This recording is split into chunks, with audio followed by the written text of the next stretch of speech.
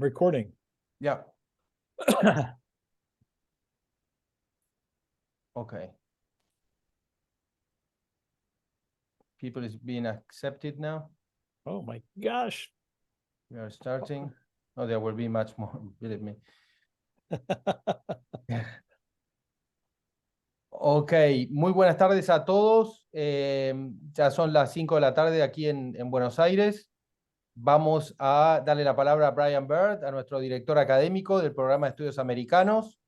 Hoy tenemos unos invitados realmente un privilegio hacer escucharlos, excelentes. Adelante, Brian. Thank you, Juan, and it's good to see everyone tonight. I'm sure many of you stayed up relatively late last evening, although the results from the election here it was decided quite early, actually, by American standards, where we would probably be up till 3 or 4 in the morning, or sometimes even many days afterwards. So it's wonderful to see you all again. And we have a remarkable 2 speakers with us tonight, and then I'll speak a little after the second speaker. It is an amazing privilege for me to see a dear friend who was for, I think, 10 years of my service in Congress, or maybe 12 actually, my political consultant. But yeah, it was 12. But more than political consultant, he's someone I profoundly admire. I trusted him with my career. He gave me unquestionably good advice multiple times, was not afraid to tell me when I was wrong, which it was often, but had a manner of doing it as gently as you could possibly do it. But he's also just a nice person. Political consultants, there are come in my experience in sort of 2 flavors, if you will. There are some that are just win at all costs. It's all about power. It's all about money. The meaner you are, the better. And then there are others who have a positive vision for humanity, a positive vision of the political process, of the voters, and of their role in it. And Matthew Macwilliams, who we'll hear from in a moment, is in the second group. He is a remarkable person. Not only was he my political consultant, he holds a doctorate degree, and he is one of the world's leading experts in the timely but terrifying question of the rise of fascism and autocracies and extremist governments around the country. He has consulted in multiple nations around the world, nations that you would know. I'm not sure. I'm not going to list them because I'm not sure how many he wants to be officially listed. I'll leave that to Matt. But his insights some years ago during when Donald Trump was running for office, Matt added a few items. He'll probably talk about it and really set some new groundwork for how one looks at the rise of totalitarian regimes and not just regimes, but a totalitarian instinct within the public. And frankly, his findings have been quite troubling. And so we're going to hear from him. And I'd like you to all just welcome Matthew Macwilliams, as we always do. He will speak first. He's got some slides to share with us, and then we'll have a great discussion. Matt, you're here at a great time, and it's delightful to see you, my friend. Thank you. Thank you so much, Brian. I'm embarrassed, but thank you so much. I'm going to what you'll see is you'll look at it and say, this is a long presentation, but it goes quickly. I want to just say this will be available to you. I'll give a copy of this to Brian. There's data in here. I don't want you taking a lot of notes.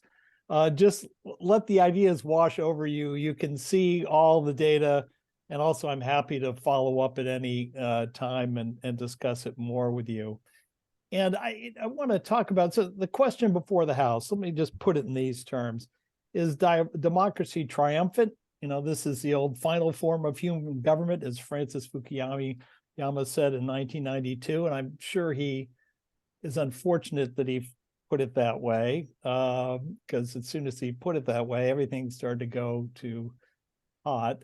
Or is it threatened? And this will think about the threatening part of it. Go back to John Quincy Adams, 5th president of the United States, son of the 2nd president of the United States. And he wrote, and this over 200 years ago, democracy never lasts long. It soon wastes, exhausts, and murders itself. There never was a democracy yet that did not commit suicide, which is quite a sobering comment. And so, where are we? What's the answer?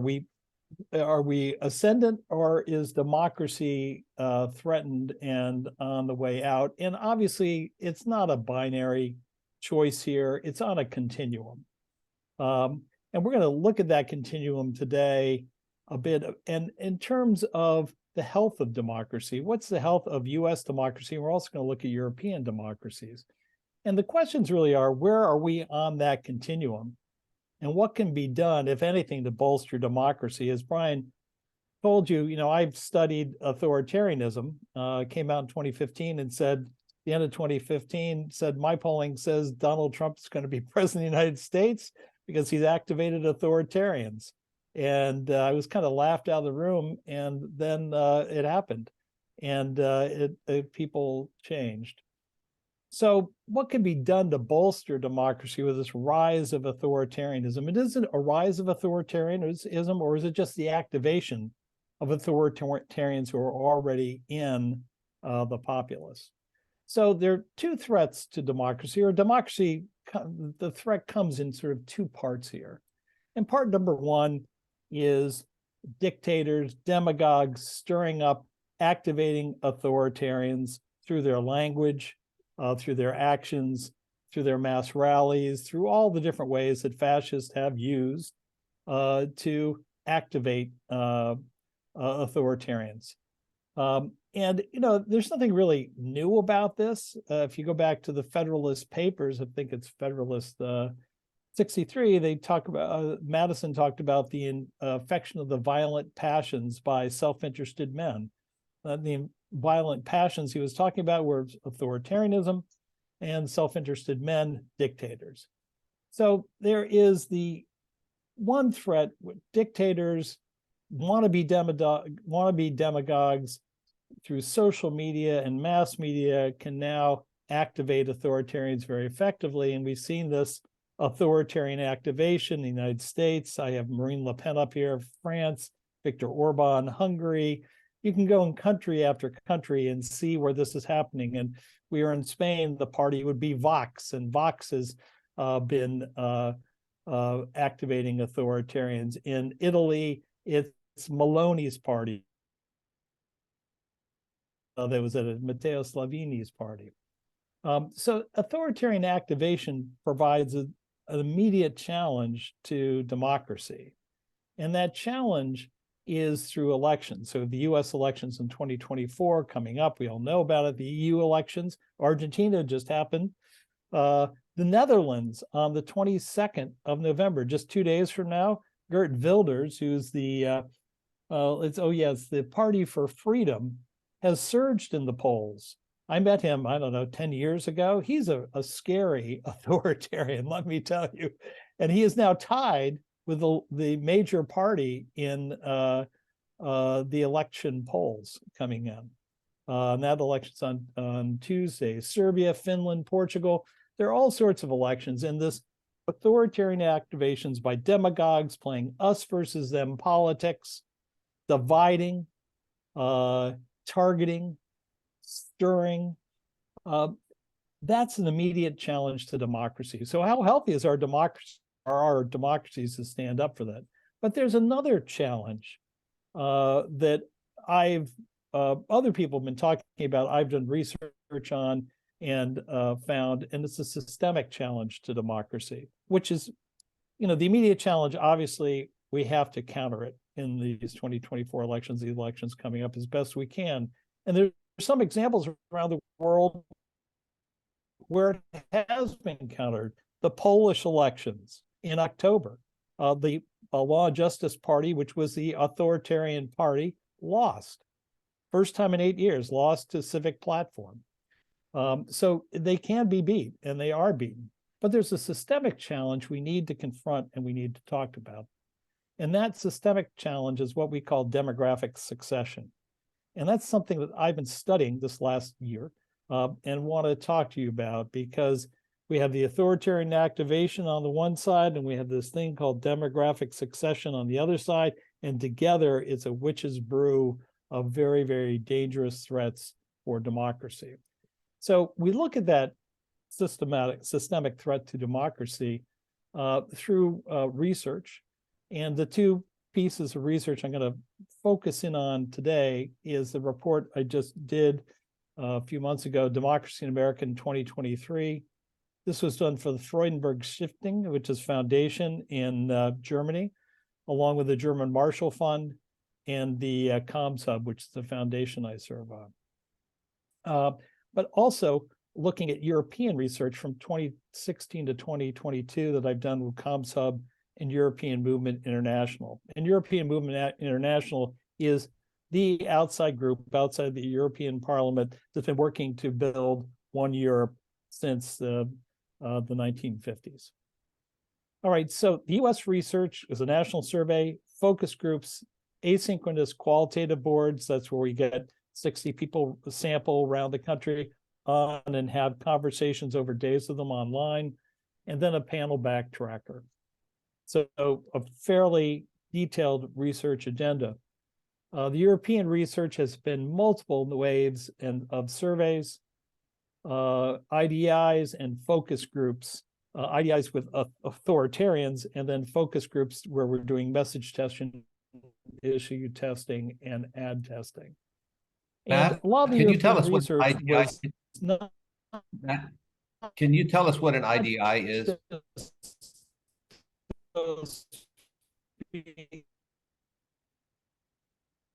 Yeah. Oh, IDI. I'm sorry. Sorry to use jargon. I said I was not going to do that. An IDI is an individual interview. So all that is instead of talking to 8 authoritarians in a group, I talk to them one by one. And I've done about 200 of those. People who are attitudinally authoritarian, talking to them, finding out what they think, how they feel. Let's get back. Okay, so the US research questions are 8% of Americans are consistent supporters of democracy. We know what percent of Americans are authoritarians. Strong authoritarians, about 18%. One step removed from that, another 23%, about 41% of Americans are open to authoritarianism. So that's the first question. The second question, are younger Americans less likely to be consistent supporters of democracy? And then always the important question, why? Why are we finding these results? Why are they exhibiting this behavior? And what are strategies we can use to increase support for democracy, if there are any? How do we skin this cat? How do we fix this problem if it's a real problem, the consistency of support? And then finally, a fifth question, which came out of this research, is the threat to democracy in the United States likely to increase over time? We didn't think about that initially. We asked these questions initially. That came up from the research itself. And that is the systemic threat that I'm going to focus in on. So these first two questions, the key is consistent supporters of democracy. How do you measure? There are really 5 questions. We're just going to focus on 4 of them. I'd like you today to answer these questions, yes or no, right? So stand up, be counted. First question, a democratic political system is a very good way governing my country, yes or no? And this is not, the poll question is a little bit different than this, but this comes out of the World Values Survey. And this battery of questions where we define consistency of support for democracy was developed by a large group of academics, the Democratic Voter Study Group in 2018. So yes or no? Yes. Second question, democracy is preferable to any other kind of government, yes or no? Third question, watch, we've reversed the wording on this. It's always good to reverse your wording in polling. Army rule is a bad or very bad way of governing my country. Yes or no? And then finally, having a strong leader who does not have to bother with parliament or elections is a bad or very bad way of governing my country. Or if you're in Germany, having a strong leader who does not have to bother with Bundestag or elections is a bad or very bad way of governing my country. Yes or no? Now, if you answered yes to all four of these questions, again, we asked 5 on our surveys we've done, you are a consistent supporter of democracy. And I would bet in this talk I'm doing today, between 70 to 80% of you, 70 to 100% of you, somewhere in there are consistent supporters of democracy. The question before that. Yeah. Okay. So you might be closer to 100. I just did the German Marshall Fund board in the United States and Berlin, and they are 102%. I don't know how we got to 102. They were. They're such supporters of democracy. So the question I have for you right now, please just throw out a percentage so the translator can hear and she'll tell me, what percent of Americans are consistent supporters of democracy? What percent of Americans questions?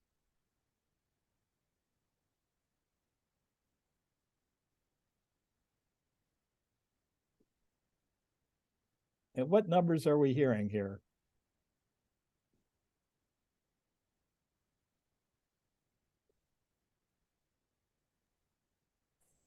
We're seeing some numbers come up in chat. The most pessimistic person I'm hearing here is 55%. And some of you are really optimistic. Good for you. You're saying 80%.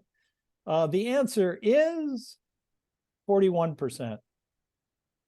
41% of Americans answer, again, it's 5 questions. We only did 4, but answer all 5 questions in a consistent way. You'd say, okay, well, maybe they don't know what they're answering. Yes, they do. These are very simple questions, number 1. Number 2, the people who are not consistent supporters of democracy, their behavior on the poll, their attitudes on the poll confirm it. So less than a majority of Americans are consistent supporters of democracy, and the rest are distributed as such. 19% here, this blue bar, they answered incorrectly on 1 of those 5 questions. 2 of the 5 questions incorrectly, 14%. 3 of the 5 questions, 17%. So over 50% of the American population answered 1 to 3 of those questions incorrectly. What about Europe? Okay, well, we asked the same set of questions in 9 European countries in 2022. And you can see the consistency of support ranging from 22% in Romania to 48% in Finland. Finland, high bar here. The key is none of these are a majority. They're all less than majority of the population exhibiting consistency of support with democracy. And if you look, there's the United States average. So part 1 here is consistency of support for democracy is below majority and a lot less than people like us assume. And that's a big, big problem and something to be aware of. Question 2 that we can look at is, does consistent support for democracy vary by age? Because is it 41% across all age cohorts, or does it vary by age? This can be very, very important to understand. Why do we care? Well, if consistent support for democracy varies by age, that variation could pose an increasingly systemic threat to democracy over time. That could be very, very dangerous, especially if the people who are not consistent supporters of democracy are more likely to be younger people. So let's look at it in the United States. Here is that 41% distributed by age across the United States, in the United States. So you can see on the far left-hand side, 18 to 29-year-olds, only 26% are consistent supporters of democracy. 30 to 39-year-olds, 24%. So it's a quarter of Americans, 18 to 39, are consistent supporters of democracy. It's the old folks, 70 plus, or my age cohort, 60 to 69, where you hit a majority of Americans who are consistent supporters of democracy. There's the US average, 41%. And what does that mean when we have these young people who are not consistent supporters of democracy? Well, it means we have a systemic threat. There's a growing, potentially demographic problem confronting democracy. And that problem is, as the older people age out and die and are replaced by the younger people, the percentage of, if these numbers stay the same, the percentage of people consistently supporting democracy will fall. And as it falls, the opportunity for dictators, demagogues, and wannabe authoritarians to take power increases, because the support, fundamental support for democracy, falls. That's part one of demographic succession, but that's not all, because what about young Gen Z, Gen Alpha? What about them? People 10 to 17 years of age. There's no data on them right now that I know of that looks at it in this way. But there is very little that would lead me to believe that there are more likely to be consistent supporters of democracy than the 18 to 29 years old. They've grown up in a time of disunity, polarization, and democracy not delivering for them in the United States. So what this means, hypothetically, is that we have a real ticking time bomb in the United States. And that ticking time bomb is demographic succession. So we have just not this immediate challenge from authoritarians like Trump or Bolsonaro in Brazil, or Marine Le Pen, or Viktor Orban, though it's beyond just a challenge. He is obviously in power at this point. We have this ticking time bomb where underneath the demographics are moving against consistent support for democracy. That's very dangerous. And the question, so the hypothesis here is that over time, as the population ages, the base of support for democracy will decrease, further eroding support for democracy and increasing the probability of democratic default. And this is likely to be true right now, probable in the United States. You know, we need longitudinal surveys, we need a lot of other data to confirm it, but it doesn't look great right now. What about Europe? Okay, that's the United States. What about Europe? Well, we've already looked at the consistency of support across the populations in each one of these countries. And we see that it's about, within the range, statistical range, the United States, not Romania and Hungary and Poland, that's below it, but Estonia over to Finland, US is 41%. The others are not a majority of the population, but close statistically to the US. But what about age? Does it vary by age the same way in Europe, consistent support for democracy, as it does in the United States? And the fact is it does. In 7 of the 9 countries we looked at, younger citizens are less likely to be consistent supporters of democracy than older citizens. And let's put some meat on that bone. Let's focus right in Germany. Let's focus on Germany and look at the German data. So 38% of Germans are consistent supporters of democracy. And here's how that 38% distributes out. You can see 23% answered 1 of 5 questions wrong, 21%, 2 of 5 questions. Those numbers are higher than the US, right? So it's US is at 41% consistency, 38% for Germany. But in the next layer down, there's more support for democracy.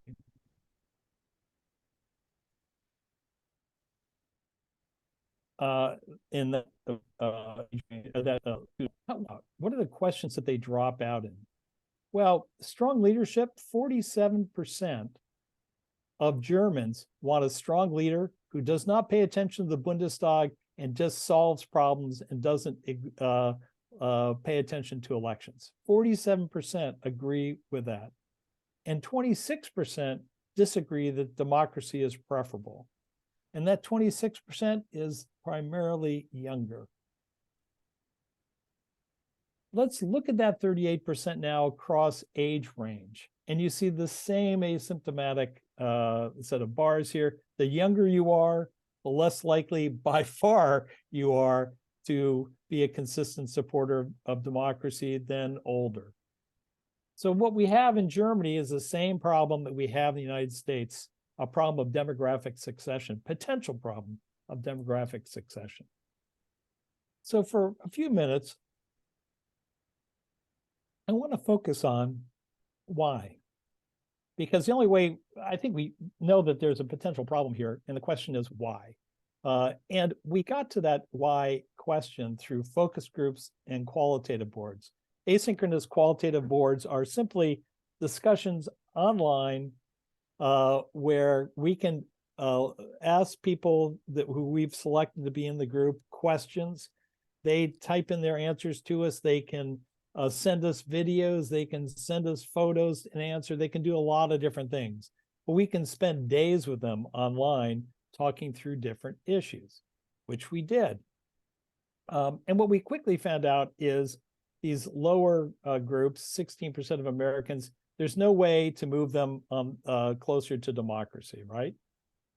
And what we found when we did first focus groups for qual boards was a really, with inconsistent supporters of democracy, was really a stunning to me set of attitudes about democracy. And first, I'll just read you what some Black men had to say. We said, fill in the blank. Black men, Wisconsin, Milwaukee. Democracy is 18 to 29-year-olds. Inconsistent supporters of democracy. And they said, democracy is lies. The Constitution was never actually built for Black people. It wasn't built for women. It wasn't built for other people of color either.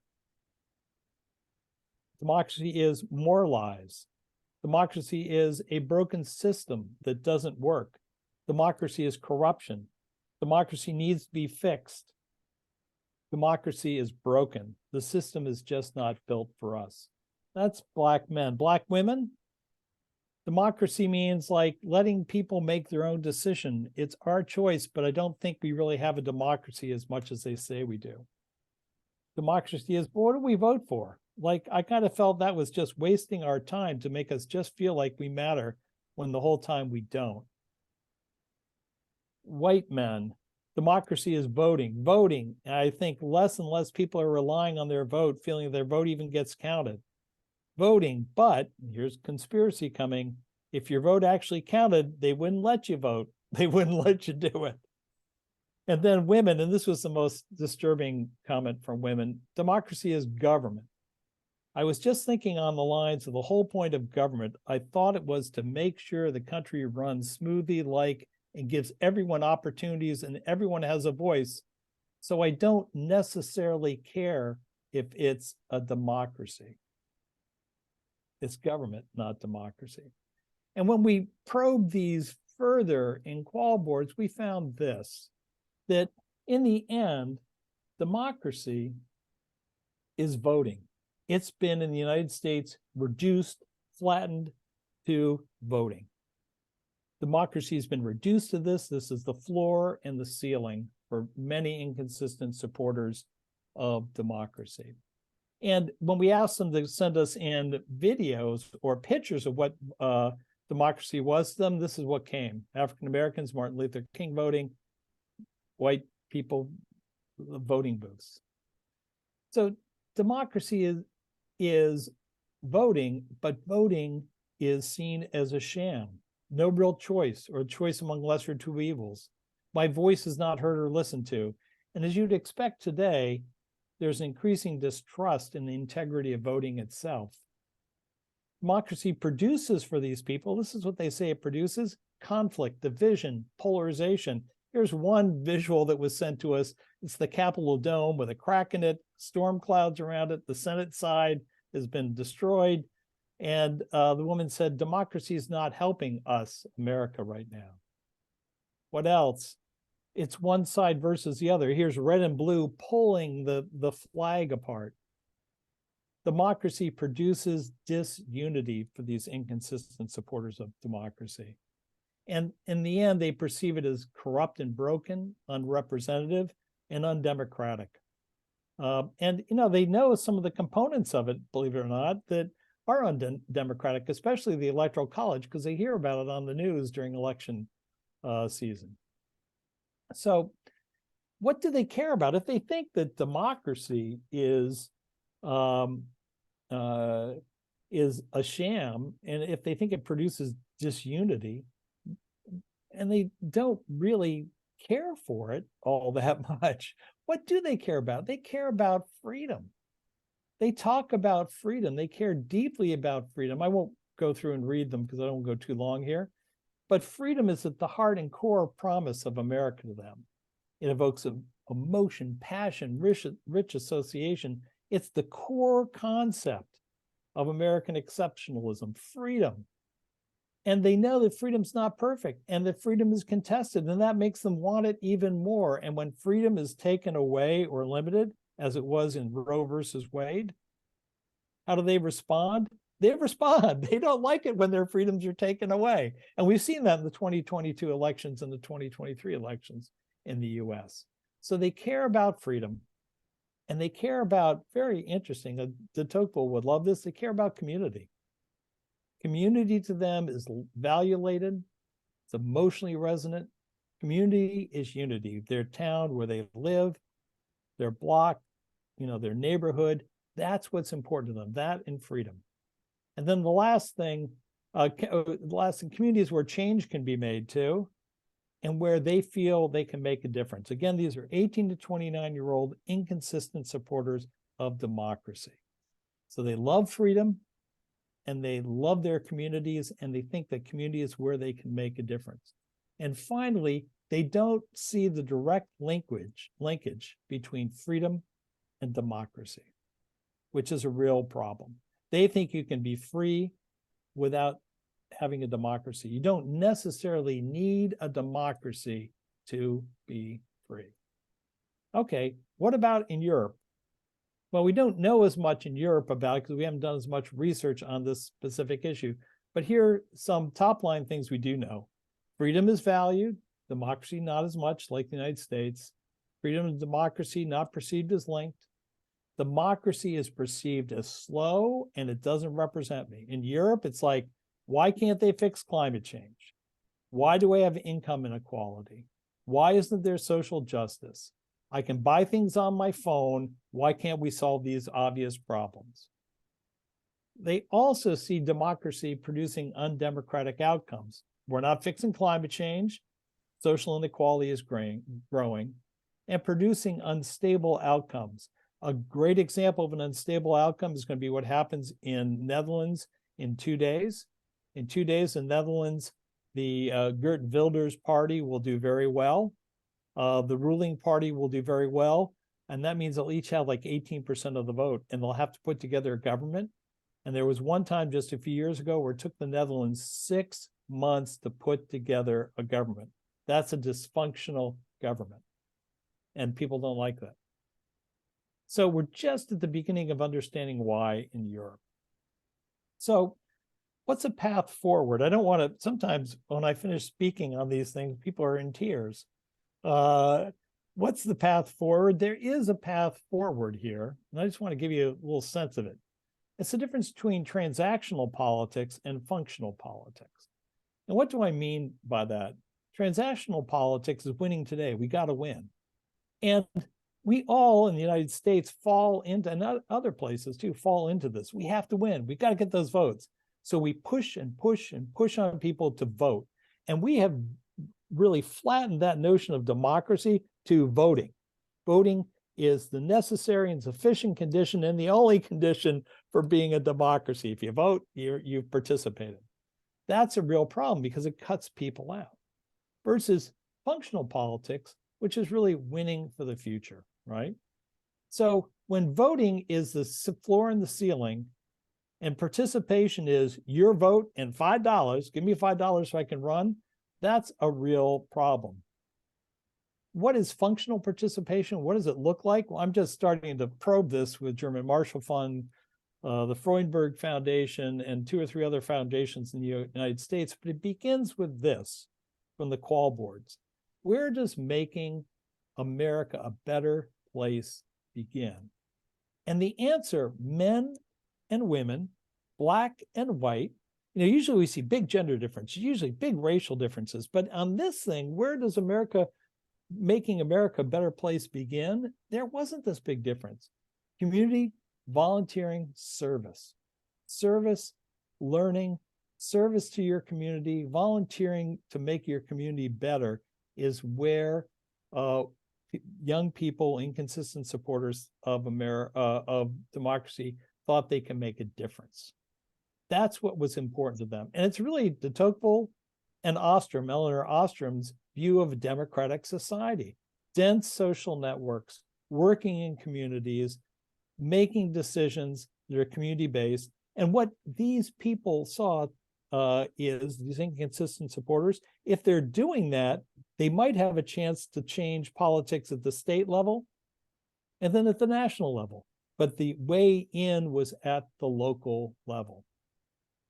So in the United States, that's what we're starting to look at in different pilot programs we'll start next year. Transnational politics have to focus on because we got to win, but we also need to win tomorrow. So we need to start thinking about functional politics, and that means not treating voters and people like they're ATMs for money and their vote. We have to realize that democracy demands greater participation, and they want that participation.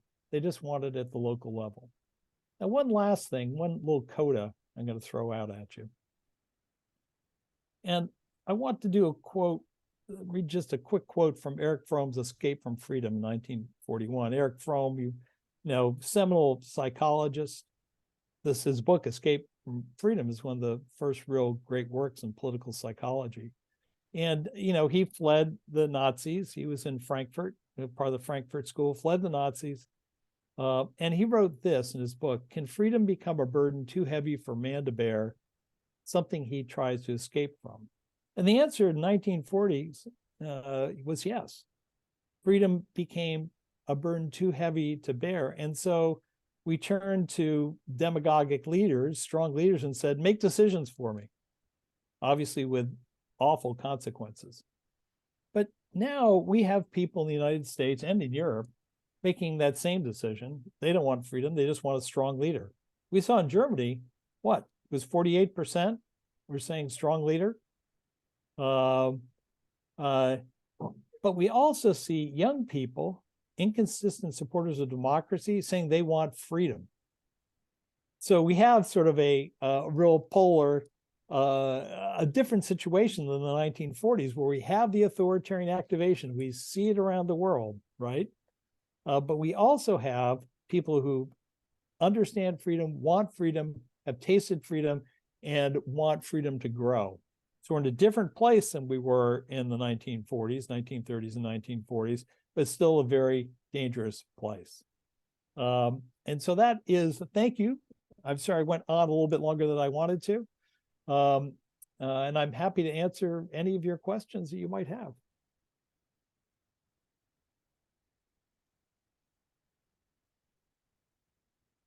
Por favor, utilicen la plataforma de Zoom. Los escuchamos, ¿eh? Adelante, Víctor. Hola, buenas tardes a todos. Excelente cátedra, excelente cátedra. Yo soy Víctor Algurez de Guatemala. Primero, un saludo a los hermanos argentinos, que bien como lo decía el profesor que hoy está impartiendo esta clase, nos guste o no nos guste los candidatos que eligen las sociedades, pues ustedes en democracia han vuelto a hacer noticia en el mundo. Los argentinos y argentinas han llevado a un nuevo presidente y es un reto muy importante.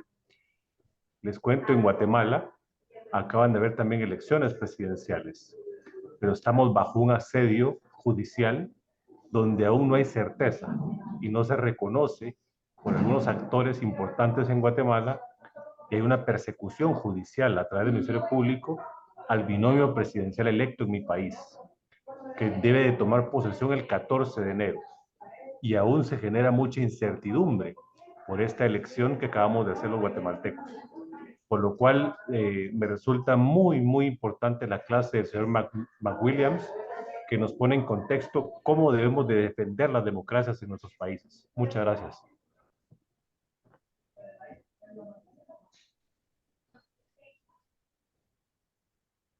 Hacemos otra pregunta. A ver, intervención, Gisela Corol, por favor, adelante. Estás muteada, Gisela, y presentate.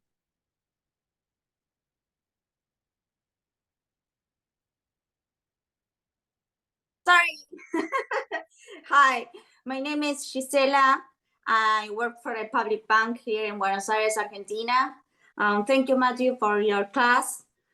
Today I can't say so many words, but I'm very worried.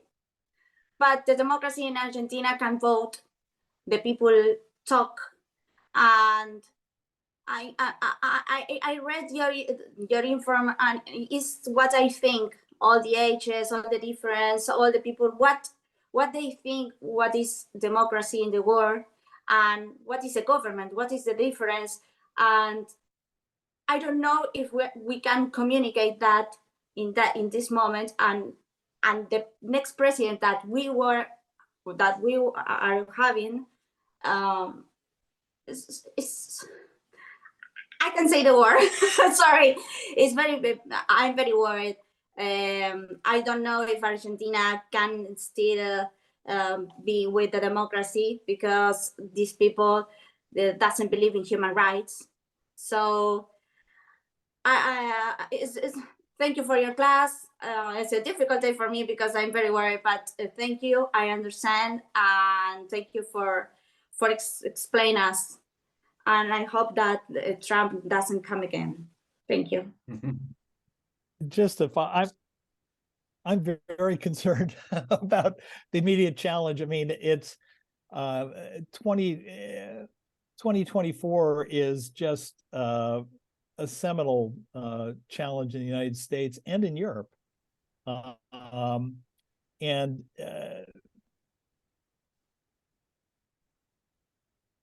don't think it's hyperbolic to say that if Trump gets reelected in the United States, I think that is what could occur. Unlike in Argentina, where at least the new president has to somehow build a coalition to get things done. That coalition hopefully will slow him down. Trump has been through the ringer once before, knows how to operate, and is ready to suspend. I think he's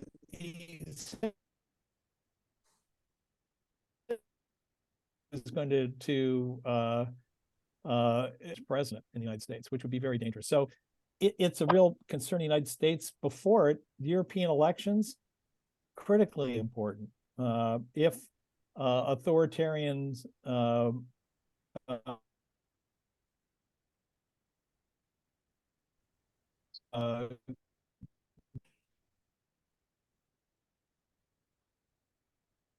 I'm sorry, I can hear the last.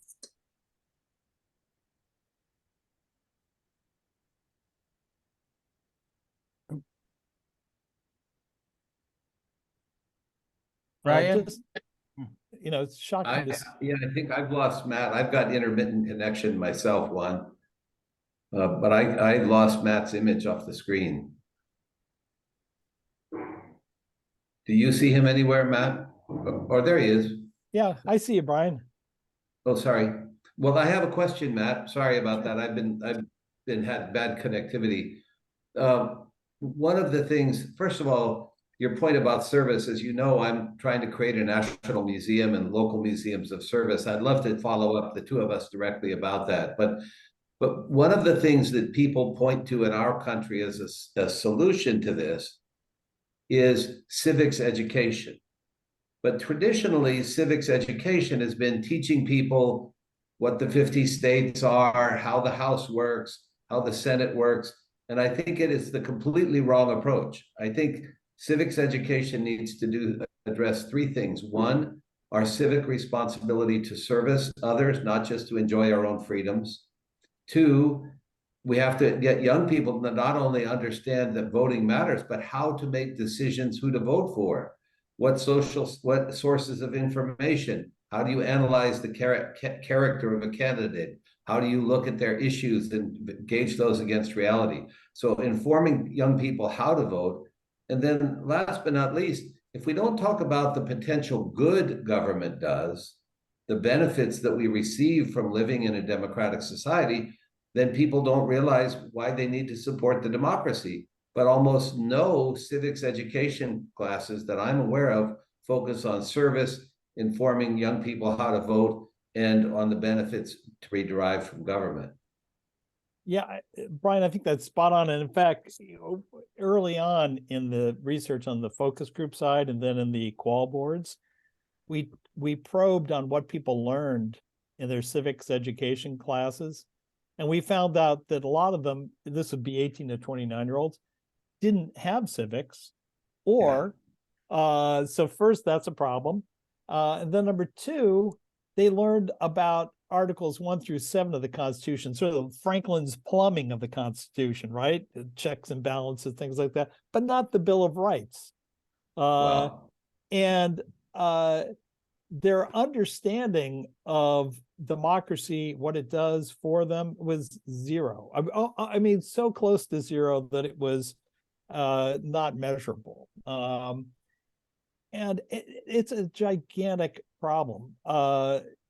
The problem is, you will remember, but for everyone online, in 2022, Biden and Obama said democracy is on the ballot. That was their frame. That's the wrong frame, because the people we need to reach are not excited by democracy. They have real questions. In fact, a lot of them really don't like it very much. They don't understand it. What we needed to say was freedom's on the ballot. And candidates who did that, there was a great candidate, governor in Pennsylvania, Josh Shapiro, Democrat running for governor. He won, ran far ahead of Biden in the state for Pennsylvania. And his whole message was about freedom.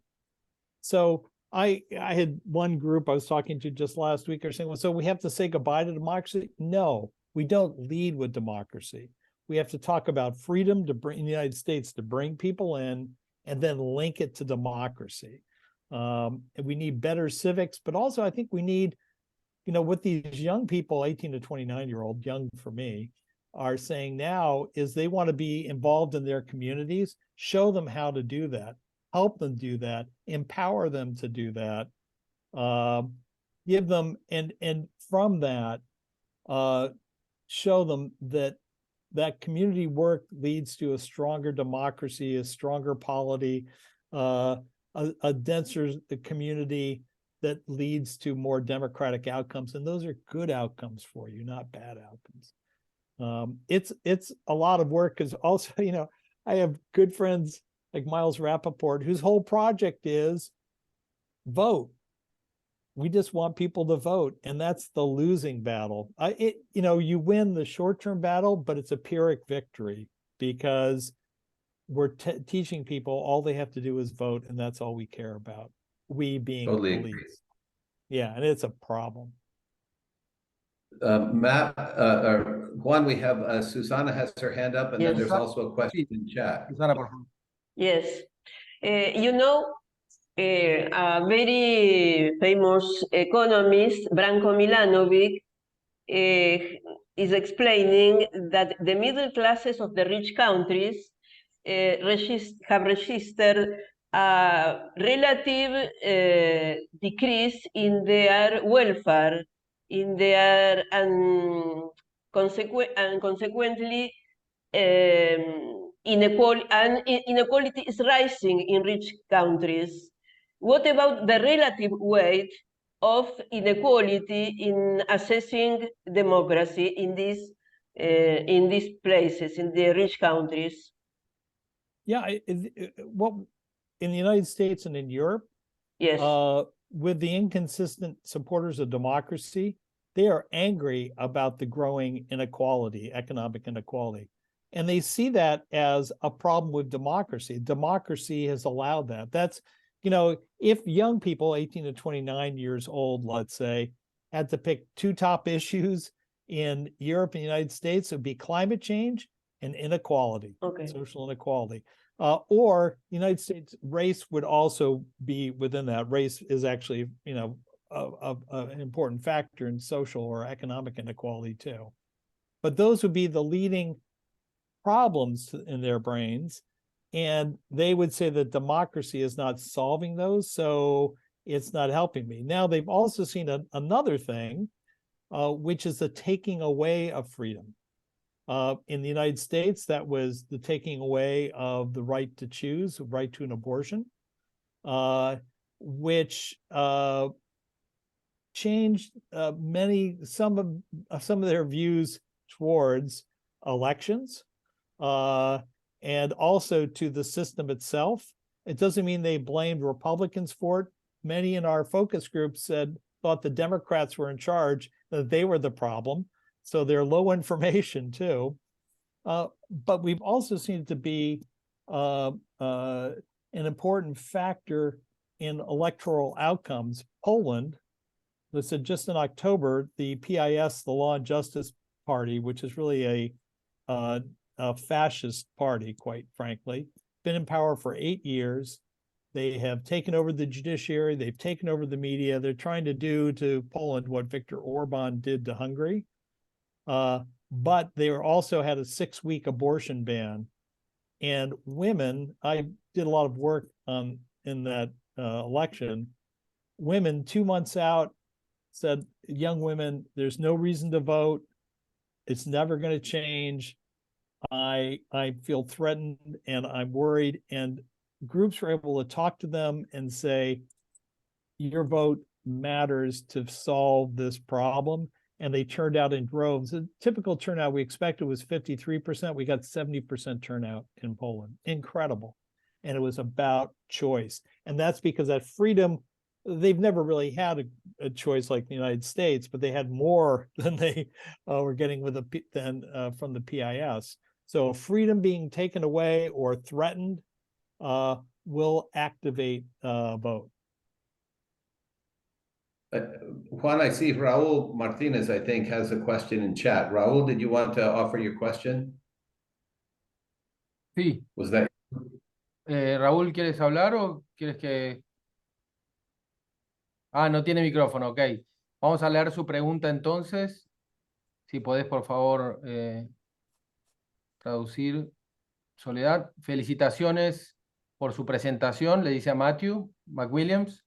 De las conclusiones de los informes presentados, se observan algunas conclusiones, que votar puede ser un engaño, que produce conflicto o que la democracia no es representativa.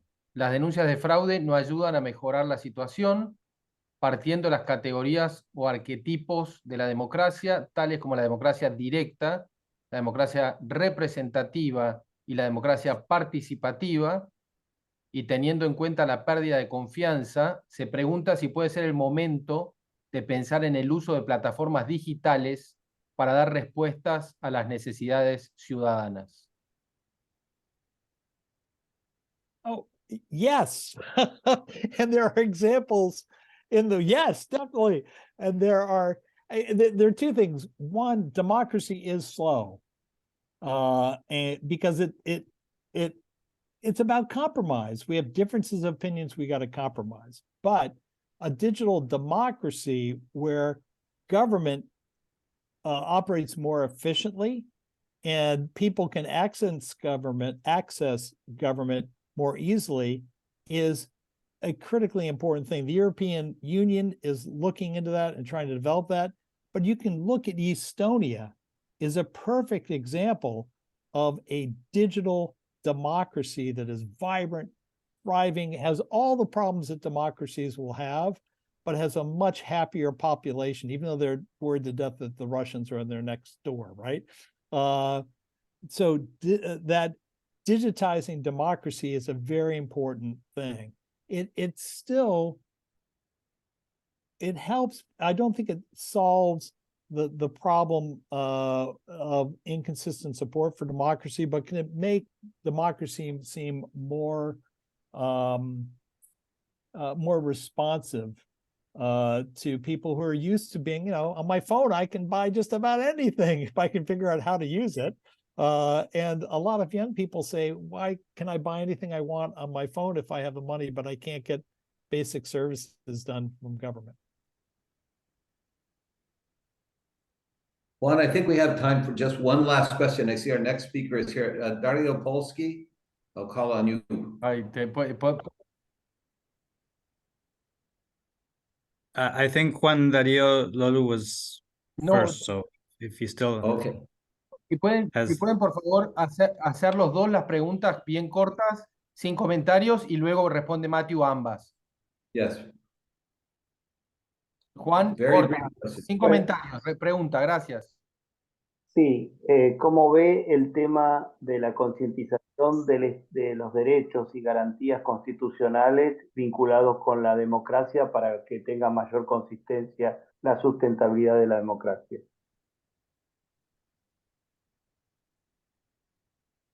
Darío. And I was wondering,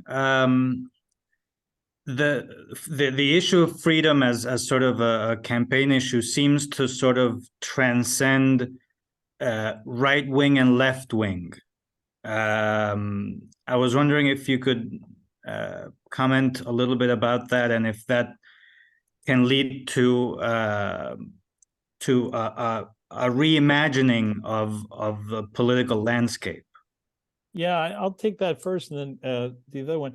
Yes, I mean, in fact, the language of freedom has been used by the right wing in the United States for decades. Sean Hannity talks about freedom, meetings. Ron DeSantis, his entire campaign slogan was about.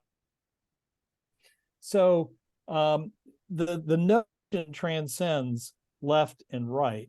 The problem is we need to, for those who care about democracy, we need to take it back and define it and first defend it, and then also define it in a way that is positive for really building democracy. And what do I mean by that?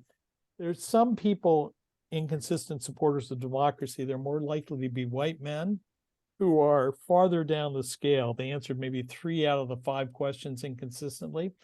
And they say freedom is the right to do whatever the hell I want, whenever I want, right? That's not the type of freedom we're talking about. We're talking about freedom that comes with rights and responsibilities to the community. And what was really interesting in the research with the Black Americans, they had a totally different view of freedom. Their freedom freedom to them was their rights are protected, and that allows them to be free.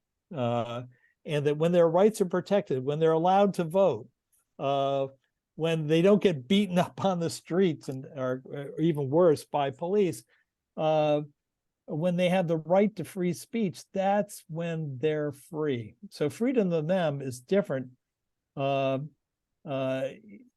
it can be left wing, it can be right wing. We have to take it, and we've got to talk about with rights, with freedoms come responsibilities. That's part of being a citizen in the country, and that's part of being part of your community of people.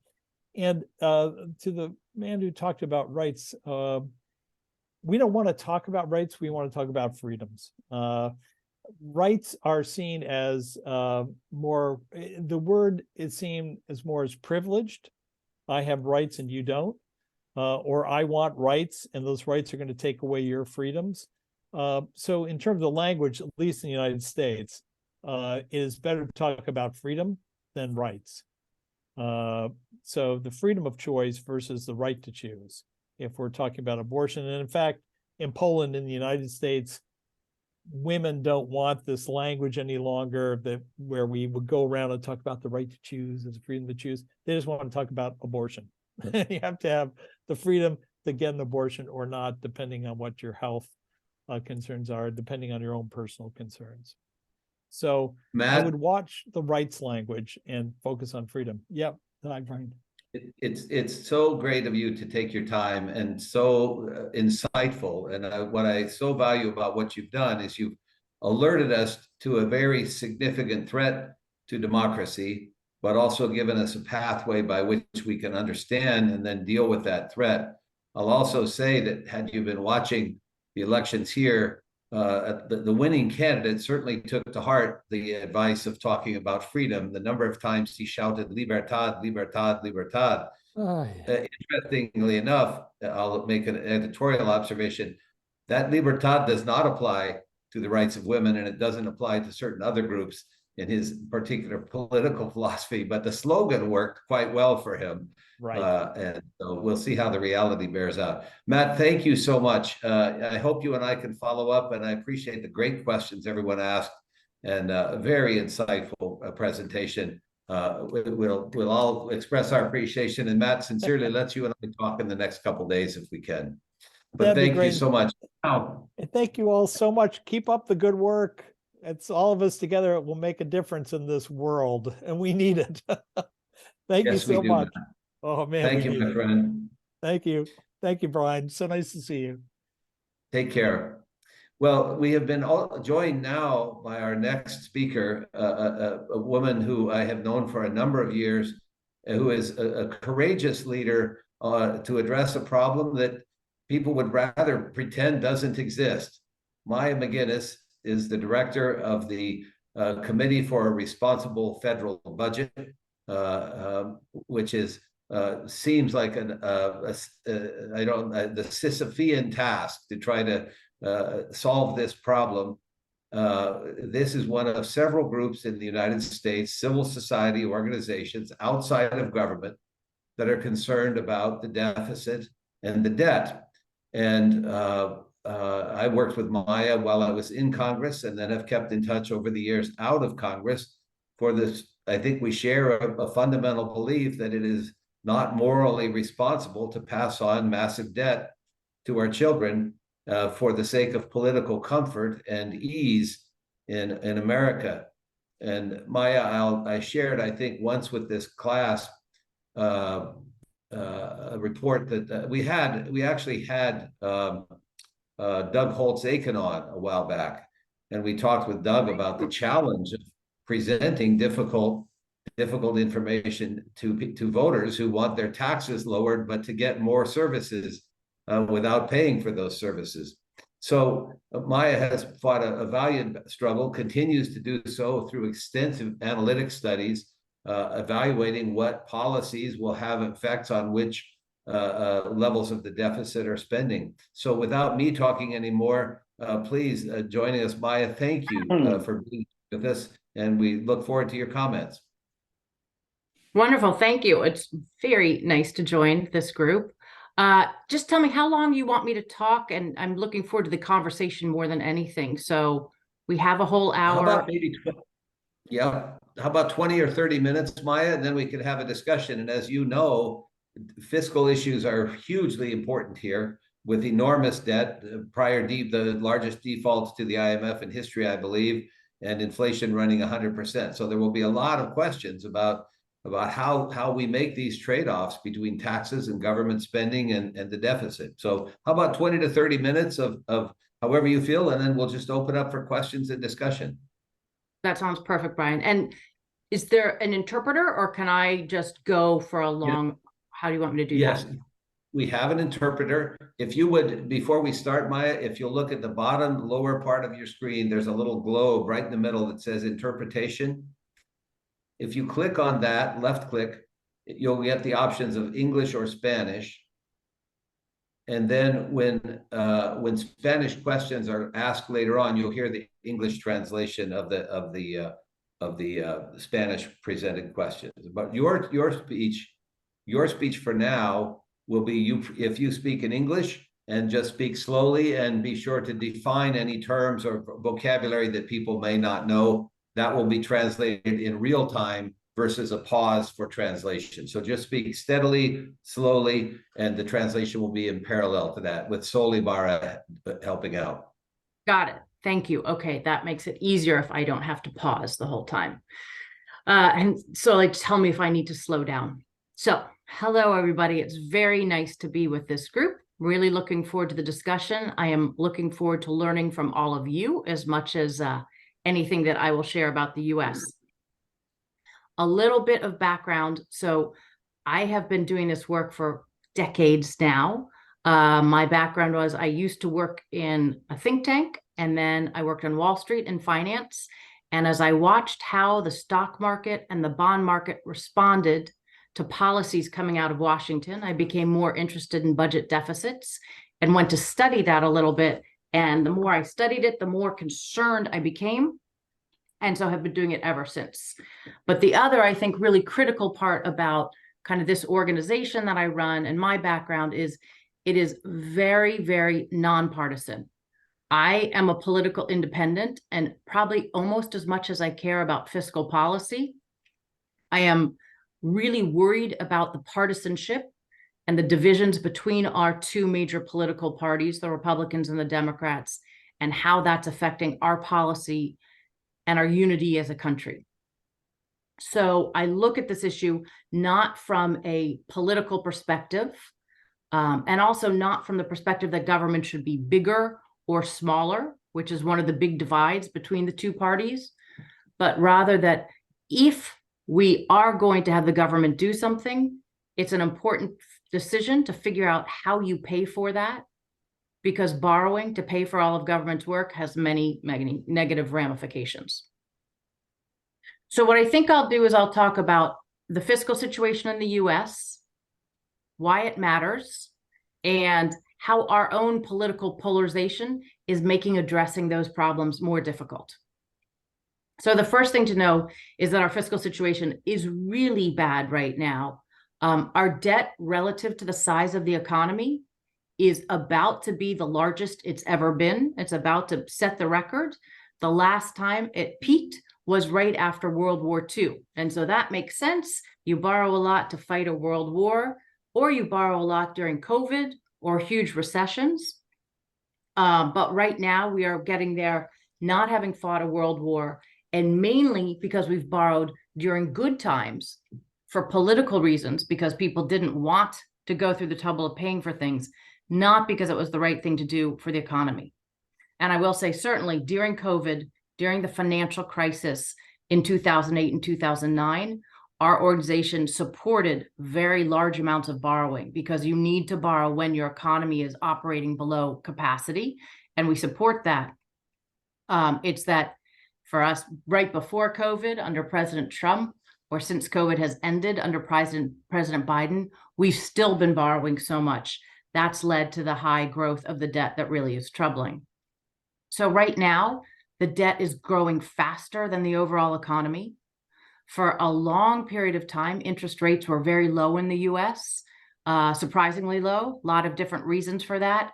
Pessimism about the future, demography, or the aging of the population. But I think probably the biggest reason was the activities of the central banks and their ongoing purchase of US treasuries, which really kept those rates down. And that belief has, I think, been borne out as we've seen that our Fed, as they're getting rid of some of the assets on the Fed balance sheet and selling them through quantitative tightening, that is also consistent with rates going up. We're seeing that, so that appears to be correct. So many people during the period of low interest rates said, don't worry about the debt, we should borrow even more, which in fact we did. My take on that is that was usually for political reasons. Smart economists making political arguments. Borrow more, they would say, because they wanted their party to be able to implement their political priorities, generally, to generalize, tax cuts if you're a Republican or conservative, spending increases if you're a Democrat or liberal.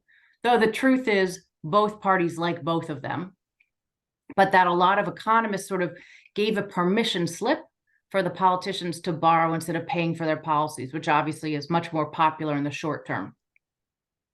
Now, as a result, and sort of what we were warning about, our organization and others at the time, was if you borrow more, if and when interest rates go up, that's going to be incredibly damaging because your interest payments are going to grow so much more quickly. And that's exactly where we are now, where our interest payments are the single fastest growing thing in the federal budget, faster than healthcare, faster than programs for the aging population. Interest payments, the biggest thing. It's about to be the third largest program in the budget. And And it will between double and triple over the next decade. So this is a huge problem. Right now, I guess, sort of the most shocking things I find about interest payments, right now we spend more on interest payments in the federal budget than we do on all spending for children under 18 years old. More goes to interest than all programs for children at the federal level. And in about 3 years, we'll be spending more on interest payments than we will on national defense. The other fiscal challenges we have, so the debt is at record levels. Our deficit is growing. In fact, it doubled last year, even during a time of strong economic growth. The interest payments are problematic on a number of fronts. And then we have big programs that have trust funds. And the trust funds are where dedicated revenues to those spending programs go. And the two biggest, Social Security, which is our retirement program for seniors, and Medicare, which is our healthcare program for seniors, both have trust funds that will be insolvent in roughly a decade. That obviously is a problem. Suddenly, once the programs are insolvent, benefits are cut across the board immediately for everybody, so that you don't spend more than there is money for in the trust fund. That means these benefits on Social Security, for instance, will be cut by approximately 23% for the richest millionaires in the country and for the poorest widows who depend on the program for everything. And in my mind, that's not just terrible policy. It is a reflection of a government that is so unwilling to make any hard choices. They're really willing to risk these really bad things. This also has a lot to do with polarization. I'll talk more about how Social Security is a big issue in our election, with our two biggest candidates, President Biden and President Trump, both promising not to touch the program, when what they should be doing is saying, we have a problem. We have to fix Social Security. It is going to be insolvent. There's lots of different ways to fix it. Let's talk about them, but we can't pretend we don't need to do something. But instead, they're both promising not to touch it. Really dangerous. So debt, deficits, interest payments, insolvency of our big trust funds. There's not a single fiscal situation that isn't actually sending a warning sign. So why does this matter? And I know this is a really highly brilliant group, so you all are probably very familiar with these things. I'll go through them reasonably quickly, but from the US perspective. So it matters for economic reasons. When your debt is too high, it has private sector. It does have squeezing out effects. It has private sector effects. Even when your interest rates are low, it's been shown that we had a squeezing out problem. So we have less private investment than we otherwise would have. That was troubling when rates are low. It would be more troubling if rates stay higher, as they're about to be. Second, your ability to borrow during emergencies. The US is incredibly lucky because we are the reserve currency. We are the safe haven. That is an advantage that I worry we are abusing instead of taking advantage of in a smart way. But what you want to make sure is that when a crisis comes along, you are able to borrow. And we have been able to with no problem.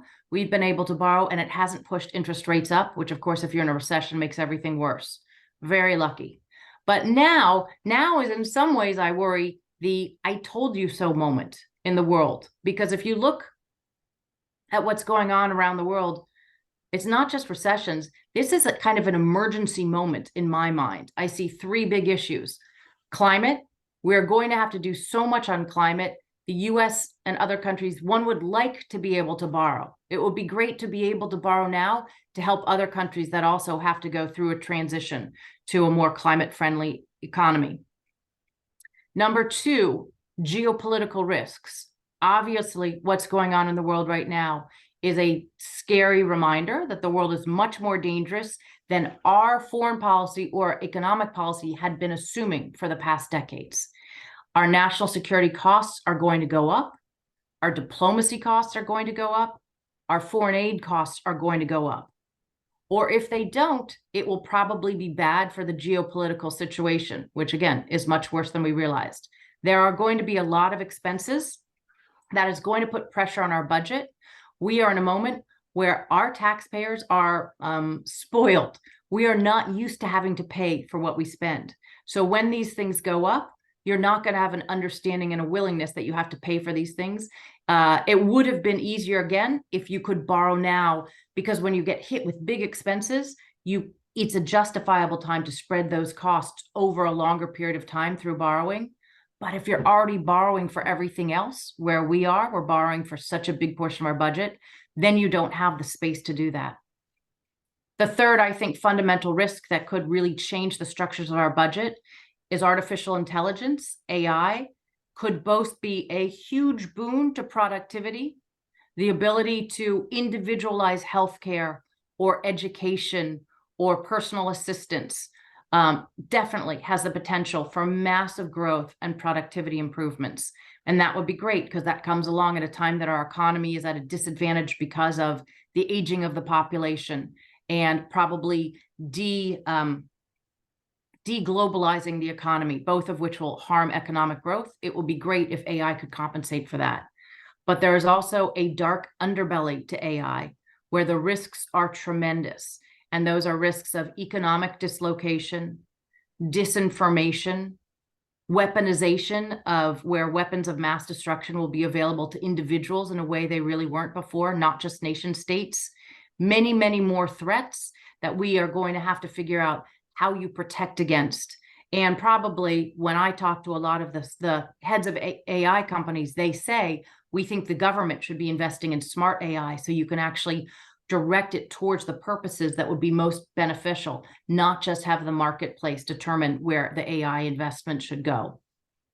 So this is one of those moments where it would be good if we could borrow more, but we cannot. So we are hamstrung both in this moment, and if we get hit by another recession, which of course we will at some point, we will have less fiscal space and it will be more challenging to borrow than if we hadn't borrowed all these trillions of dollars for no reason other than political expediency. The third issue is the social contract, the need to revise your social contract, or more broadly, respond to big opportunities and challenges in the moment. It's somewhat related to what's going on geopolitically and AI, but if you look at our social contract, it's very, very geared towards seniors. We spend $6 per senior on every $1 we spend on people under 18 years old. That's because we built a social contract that was targeting the risks at the time, which were high levels of senior poverty. That's last century's problem. Right now in this country, seniors are the richest group of people there are. They have the most wealth, the most wealth of any cohort. The poorest are children. That's where the highest poverty levels are. So you need a social contract that recognizes that, but you also need to understand the changing workforce, the nature of work, where lifelong learning, for instance, is going to be a necessity. There's no way that you leave college or graduate school and know everything you need to for your job. The world changes so quickly. We're going to have to be constant students. That's going to have to be part of a social contract. There's new risks, new dislocations, disruptions, geographical and industries.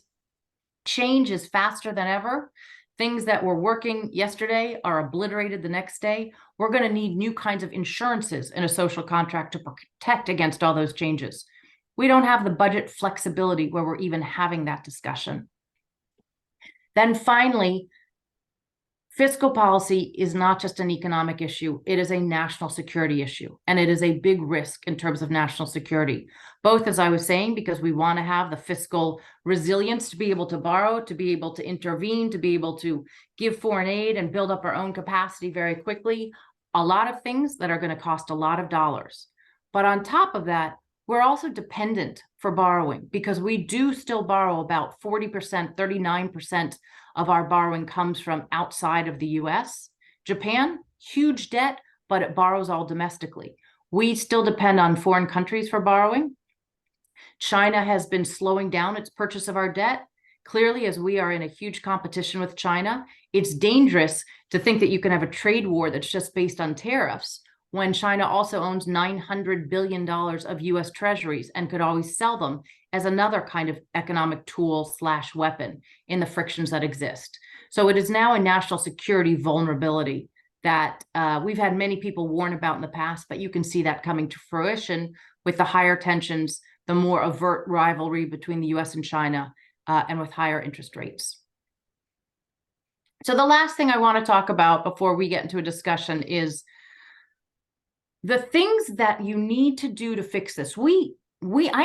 I know how to fix this from a policy perspective. We all do. This is not very hard. It's simple. We have to raise taxes. We have to cut spending. We have to fix our healthcare and Social Security, our healthcare and retirement programs. And the situation is so bad, we have to do them all. Anybody who says, I just want to cut spending or I just want to raise taxes, maybe 20 years ago when the problem was smaller, but not now. The problem's so large, you have to do it all. And basically, so I could go through tons of fixes. It's not a policy problem, it's a political problem. And basically what you need in order to reach a conclusion is you need a political class that's willing to put good policy over good politics. Because giving away things is really good politics. We will have a campaign where our people running for president will all run on all the great things they're going to give away, tax cuts and spending increases. They may also say they're going to be fiscally responsible, but not notice that the two aren't really aligned. So secondly, you need somebody who's more willing to focus on the long term than the short term. Because if we put in place a fiscal consolidation plan, it will have negative economic effects, probably for 3 years before you start to see the positive growth effects. So you have to care beyond just this election cycle. That is something that's hard to see. You have to be able to compromise. Everyone has to recognize this is not about purity or your principles. It's about figuring out how in a diverse country with diverse perspectives and preferences, we are going to find fixes for these things that reflect somewhere in the middle or the zone of popular agreement where some of the overlap is. Finally, it requires hard choices and trade-offs, admitting that things aren't free. Tax cuts don't grow the economy enough to pay for themselves. Spending also doesn't grow the economy enough to pay for themselves. We have all sorts of, I call them free lunch theories that make it like you don't have to make any hard choices. We have to have the opposite. We have to have politicians who use the bully pulpit, who talk about those hard choices, the need to make them, and why it's so important to do so. But the problem that we have is a polarized economy, political economy, where both parties think every election is so important because they could win, they could have the majority. They believe that giving things away is the way to win and get that majority. So they're not willing to do any of this for the pursuit of the political majority next time. So this level of polarization leads them not to compromise, not to make hard choices, not to focus on the longer term, and not to choose policy over politics. It also does one more thing, which means each party actually wants to keep the other party from scoring a win. So if President Biden is in office, Republicans don't want to do a whole lot of work with him because they don't want him to look successful. And they did that to Obama, and the Democrats did that to Trump. So that is the political situation that we have. And this is one of the reasons I am a political independent. I don't think running a country with dueling parties helps you get to the right place. I think cooperation is what matters. I think respect for other opinions is what matters. And I don't think any of our political situation is leading to that right now. And so it's going to be very difficult to see how we get out of the fiscal hole that we're currently in. So with that, I will pause. I'm going to duck down and plug in my computer and then look forward to our discussion.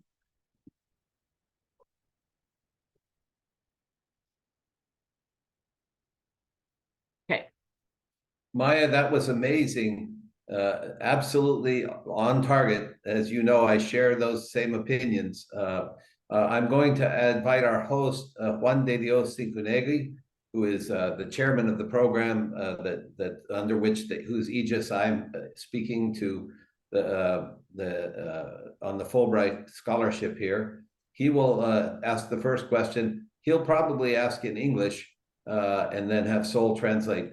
But if you have that interpretation button chosen, Maya, and there's translation, you should be able to hear the English translation. So that's the bottom center of your screen where it says interpretation. But go ahead, Juan. Yes, I can hear you. Okay, thank you very much. Sorry, I was just talking to the interpreter. Okay. Yeah, exactly. No, Maya Macwilliams, sorry, I want to congratulate you also. It was incredible, your capacity of synthesis and the importance of what you communicate to us. Communicated. It's really amazing how you did it. I want to ask you a couple of questions. The first one because it's very clear how important is the reality, as you are saying, to admit things, what happened.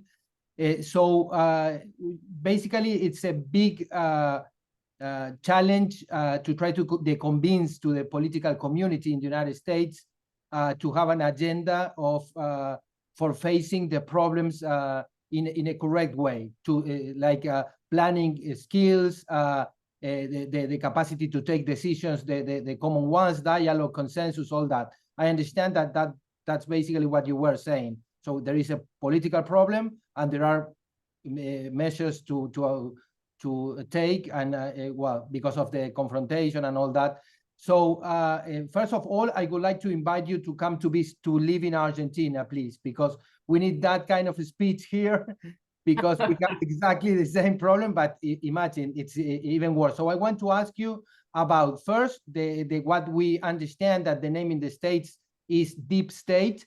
If you have not just the politicians, but the agencies in general, the structures of the federal state, the local state, of course, the states, local states, of course, and municipalities, all your governments in a federal country, how do you think about the capacity to in some way to impose some agendas to the politicians, or the limits, no, that if they can put limits in some way to the politicians? That's the first question. And second one, we were talking with the other panelist, the professor invited, about the problems of democracy, and he was showing us opinions of the people, and most of those opinions, in my opinion, are correct, because the people were saying exactly what you are describing right now, that the problem of democracy is this that you are describing. Something is not working because the conduct of the politicians. So how developed also is the civil society, not just the politicians, the independent people like you and the common citizens not involved in politics, how strong it is to let the political community to understand that you want to change. You want the government, the political parties to work in a better way. That is important, because I understand that you have a strong civil society, and your NGO is one of them, non-partisan, independent, and I understand that it was created in 1980, if you want to talk a little bit about that, by two former members of the US Congress, with the expertise of having been in very important positions in the budget committees in both chambers. So I want to listen about that also. And thank you very much. Really, if we will do you a very good offer. So if you can come to Argentina to fix our problems, will be amazing. Oh, okay. Thank you for those excellent questions. And I will just start with, like, I have always wanted to come to Argentina more than anything. It is the top of my list. But I will say, all my speeches haven't done very much good here. So I wouldn't hold out any hope for anybody listening, because it falls on deaf ears. If you look, I just celebrated running this group. So it was founded in 1980. I've run it for 20 years now. And I was on a television show, and they surprised me and said, "Happy anniversary. You've done this for 20 years. When you started, the debt was 7 trillion. Today, it's 33 trillion. So there you go. I don't know that my work has had a very good effect. I tell myself it would have been worse otherwise. Let me just say a quick thing about the organization, because that's great that you know the background. It was an incredible way that it was founded by members who came out of Congress frustrated by their inability to govern well. And what they did, that I think is the most important thing about this group, is they created a board of directors where people who have been in government are the ones who serve on the board. So I haven't been in government. It's easy for me to say, talk about raising taxes, talk about cutting spending, because if I were a politician, I would lose immediately. But I have a lot of members who have been the politicians or have run the Federal Reserve or the Treasury Department. And so they bring a lot of political reality to what we do. And so we try not just to say, this is what you should do, completely naively, but instead work with them, understanding the political constraints and incentives, and trying to find a way to give them political cover to make those choices. Oftentimes I say, I'll go write a big article about how you need to do X or Y, which will lead the discussion, and then other people can come in because I don't have anything to lose. Now, that's not true as much as it used to be. When I started this job, the world was a nicer place. Now with Twitter, which I don't go on, but other places, and the highly angry political environment that we have, people are angry. And so I get a lot of people angry at me for saying things if they think it's not helpful to their political party. And I will just say it's a less I love this job. I love my work. I deeply believe in it, but it's hard to work in something where people are always angry, and it's not as satisfying as it was when I felt like we really could get people to cooperate more. And this will go to your democracy question, but I am concerned about the state of democracy, and I'll talk about that. To your question about the states, it's a great question because we have the government at many levels. I focus on the federal government, but what's going on at the state and local levels are incredibly important for many reasons. The first thing to understand is how truly separate they are, that because of our cultural history, it is really, the federal government doesn't get to tell the state governments what to do, or the municipalities. They are really pretty independent. This causes some real problems. Things are very compartmentalized. There's not a lot of cooperation, but it also means we can look at the states and see what's working and what's not. So the states actually have balanced budget requirements, but they're allowed to do investment outside of that. So you look and see how that's working for the states. It's what leaves the federal government needing to do fiscal policy during downturns because the states can't. But this brings me to a project I'm really excited about that I'm starting, which I have always worried about, the lack of coordination, that the financial people at the federal level don't know the financial people in the state governments. And so I, for a number of years, have gone to something called the Jackson Hole meetings for monetary policy, where all the heads of the different central banks go and they meet and they present academic papers and they talk and they get to know each other. Doesn't mean that they are telling each other what to do, but they've built a network that didn't exist before and a knowledge base. And I've always found these meetings incredibly useful and informative. So I'm very excited to announce that I am starting what we're calling the Jackson Hole meetings for fiscal policy. And it's actually the people who run the Jackson Hole meetings here at the Federal Reserve have given me the okay. And so we are going to start something, and this is just in the United States. I thought about doing it internationally, but they already have the G20 where a lot of international goes on. And so what I really think is we need to have something where we will have representatives for all those levels of government once a year in a symposium. There'll be academic papers, there'll be presenters and responders, and it will be pretty academic on a variety of topics. So each year you pick the topic that will be most at hand. And I think things like that will come out of it, that I could see the federal government trying to fix its finances by getting rid of all the aid to the states and just pushing the problems down to the states. And then you haven't fixed problems, you've shifted problems. So I feel like this kind of coordination will hopefully shed some light on those kinds of issues and help them, if nothing else, know each other and start to work together better. Now, your second question was so interesting to me because it is a really important question, what the role of civil society is in dealing with these problems. And what many of us have realized and noticed is we have taken our democracy for granted in this country, because once we had a revolution and became an independent country, and then we got through our Civil War, we have been relatively stable in believing that the way our government works is the way it will always work. We have democratic principles, liberal principles, individual rights, these principles, and that these norms and laws and rules would always stay in place. And all of a sudden, there's been more question of, wow, things are changing and they're changing quickly. And so there's been an awakening in the civil society area of we have to think more about how to preserve the things that are sort of the fundamental things that are good about the country and how to change the things that need changing.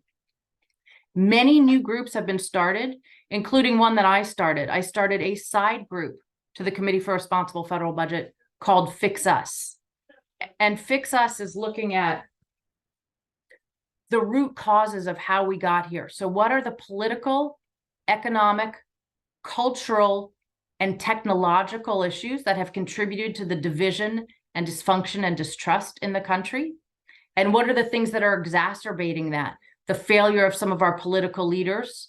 And now we have external forces that are trying to actually exacerbate our fault line. So other countries and independent actors that are through technology and other means trying to further cause tensions within the United States. So looking at all of these issues, how we got to this point in order to help us address them. And the reason it's related is you can't fix the fiscal situation until you fix these divisions and distrust. So we look at political problems. Our elections actually reward hyperpartisanship. And there's money in politics that can be very corrupting. We look at the economic issues. Our levels of income inequality and geographical differences from globalization have led to huge levels of distrust that are worse than they used to be. We looked at cultural differences. So our history with slavery, our current problems of assimilating a very diverse culture, all of these different things are religious differences in the country, all adding to the different tensions. How do you look at that and make that a strength? Like the United States is based on diversity and differences, but it's becoming a point where it's difficult. And so how do we recognize these problems and try to turn them into strengths? How do we understand that technology is changing the way we process information and making us more impulsive and less nuanced and less critical reasoning, all of the things that you need for a country like ours to survive in a democracy. So this is one group, but there's hundreds that have grown. And we actually all meet together every 3 months, about 200 groups, and talk about what we're all doing and share information, try to figure out. Some people are focused on immediate threats, if there's threats of authoritarianism that people are worried about. And some people, and I'm in this category, focus on the longer term threats, the next 5 and 10 years. How are the shifts in technology going to alter our ability to make sure we understand what is true and what is not, all sorts of things. So I liked your question because it was completely aligned with what I'm thinking about, which is all of these things. The political class will not fix itself at this time. It's too broken. It's too divided. There's too much money in politics that keep them from really addressing the hardest things. And the beauty of democracy, which is holding your politicians accountable, also is keeping our politicians from making the hardest choices they need. So where are we going to get ideas from outside? Some of the ideas are, I'm pushing very hard right now for a fiscal commission that would have outsiders help make the choices that we could use to fix the problem and then present it to the politicians who could say, it's a terrible idea. I would have done so much better on my own, but okay, I'll take what you've given because we need to do something. So we're trying to think about what things can help us still function in this more challenged time. I really thank you for your question. Maya, thank you for that very thoughtful answer. I will share, as you know, because you spoke to our group when I was in office, we gathered together, really it was less than 15 Democrats and less than 15 Republicans to meet on a bi-weekly basis to talk about the deficit. And two things that struck me, one, that was less than 10% of the United States Congress that actually was willing to get together and talk to each other about how we were going to solve the problem. But on top of that, as I shared previously, I said to one of my Republican colleagues that we might have to jump off the cliff together. And on the Democratic side, say we're going to cut entitlement spending, Social Security, Medicare, some other things. And on the Republican side, raise taxes, especially on the people who can most afford to pay more taxes, the wealthy. What we found was that, especially on the Republican side, many of them had taken a pledge to never raise taxes. They had this no tax pledge, and they were afraid when they ran for office that if they didn't take the pledge, if they did not take the pledge, they would not be elected. And once they were elected, they were afraid that if they ever changed their position, they would also lose their office. Regardless of the impact on our children and our budget and our national security and our economy, they were worried about their next election. On the Democratic side, there are people who take pledges to never touch Social Security, never touch Medicare, etc. So we're in a trap. I want to share with you a question from a very distinguished scholar of American studies, Alfredo Vitalo, who has written, and basically his question is he agrees with you about the need to put the policy over politics, but how do you deal with when some sectors of the population are so concerned about immediate needs, especially among the poor, that if we were to ask them to make sacrifices in public spending for the good of long-term debt, they don't have any ability to make those sacrifices. They're depending on the programs. And that may be quite an issue here as well, as Argentina struggles with its own deficit, but a number of people become dependent on social programs. Yeah, that's a great question. So I will say there is no one definition of what the right amount of income inequality is or isn't. Just like all these things, bigger government, smaller government, people will have different preferences. As I am bipartisan, I try not to put my policy preferences into the discussion too much and focus more on the macroeconomics of how you stay strong and solid. But I will say my personal preference and belief is that income inequality in this country and US is a very large problem.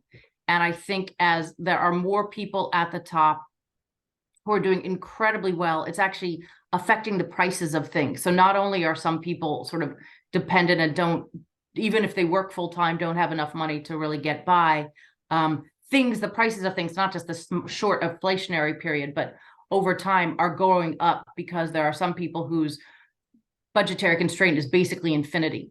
And I think it's a problem for the cohesiveness. So that's just my personal preference. But along with that, I believe in order to come up with a fix, it will have to be very tilted towards the well-off, paying much more of the share, both in tax increases, but also spending cuts. One of the things that really bothers me is Democrats, the liberal party, always say, I want to tax the rich. And then when I say, okay, like, how are we going to fix Social Security? My preference, one of the first ideas is to not have benefits be as large for the rich. And those Democrats are like, no, no, no, they have to be. And it's like, but that doesn't make sense. We need more progressive revenues and spending, in my impression. And again, whatever we can get to, I support it. But my personal belief is that, and that there needs to be a much greater focus on higher taxes and lower spending, because we have a big budget that gives benefits directly to people. A lot of those benefits go to the people who don't need them in order to build social cohesion around the programs is the thinking. But I don't think paying people retirement benefits who don't need them in order to keep them supporting the program is worth it, when we should be taking that same amount of money and helping somebody who really needs it. That's my belief. But the thing that I do think is important is what we have right now is both parties fighting massively to protect the middle class. So Republicans have taken a pledge, we will not raise any taxes. Democrats have taken a pledge, we will not raise any, or the president, we will not raise taxes on anybody making less than $400,000. $400,000 US is not the poor. It is the very, very, very comfortable. And the problem is that we have both political parties that are completely targeted towards winning over the middle class. And that's not workable, because we can't pretend you can fix this all by taxing millionaires. The middle class is going to have to pay more and receive less. The well-off are going to have to do the most. Hopefully we protect the poor. But I think the point, Brian, is the cutoff needs to be actually what's poor, not what is a political swing voter that you're trying to win over. And so the sooner we level with people that, you know, we didn't fix these programs in time, we have new needs, we don't want to cut all of these programs, taxes are indeed going to go up. And that doesn't just mean millionaires. It means most everybody, but for the poorest, who I certainly think need to be protected through all this. And in fact, we should try to find more incentives and smart ways to help. The reality is, Maya, that we have lived, many of us in the upper middle class, without paying our fair share by passing debt onto our children. Instead of saying we have programs, whether that's national defense or building highways or scientific research, all of which have merit, we haven't wanted to pay for it. When President Bush had us in Iraq and Afghanistan. They took that, as you know, and they made it sort of off budget, 40 billion, 50 billion, 60 billion dollars. We weren't going to count it as on the budget. And our generation has for too long benefited, not just our generation, but our economic group has benefited by not paying for the benefits the society's earned. So you're right. And we have to get there. Right. It's even worse than that, because not only have we lived well beyond our means, and I also like to blame it on that generation just ahead of us. They're even worse than we are. Those guys, terrible. But we spend a lot of money. We don't want to pay for it. There's no economic argument not to pay for it. But we just basically say to our kids, we don't want to pay for it, so we're going to expect you to. But on top of that, with Social Security, we put money into the Social Security program to pay for benefits. But the way that it's saved, the mechanism where it's put in a trust fund that buys U.S. treasuries that finance our deficit, actually means our taxes were even lower, because the taxes we were paying were subsidized by supposedly retirement money, but it wasn't saved. It went to finance the government, so the rest of our taxes are even lower, but we're still going to expect our whole benefits for Social Security, which is why people say, keep your hands off, I paid into it. But you didn't really. You paid in, but it went to pay for other things, thereby lowering your other taxes. And it's interesting. I am sensing a new generational tension that I haven't seen before, where younger people, I mean, there's a tension, there's a divide on the Middle East right now. Younger people are very different in their worldviews than before. On TikTok, who knows how that's influencing things, but they're also really starting to resent a lot of the decisions that we've made and are put in a very highly structured budget that doesn't give them flexibility. And I've just heard recently that they're not signing up for the military because they don't want to protect a country that they think hasn't sort of left them become the country they want. So there's some real generational tensions that are heating up around these issues. I couldn't agree more. I actually think, Maya, and I'm looking to see if other hands are up. I'm certainly open to other questions. I actually think, from what I've seen here and what I'm here in Argentina, and by the way, we should chat after this about how to get you down here, because you have so much to offer, not necessarily permanently, but to come visit and talk about the work you do. Juan and I can chat with you separately about it. I personally think there's justification for a youth party worldwide, a youth party that says, we're not going to support climate deniers. We're not going to support people who pass budget deficits onto us. We're not going to support dictators who take us into wars. An international youth party, and I would, if I were structuring it, it would be, by the way, Maya, you can vote as young as 16 here. It's obligatory to vote after you're 18, but you can vote at 16. I love that. I love both of those.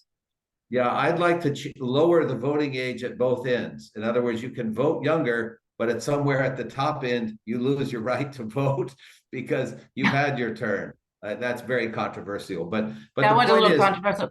But wait, this youth party, you've just blown my mind.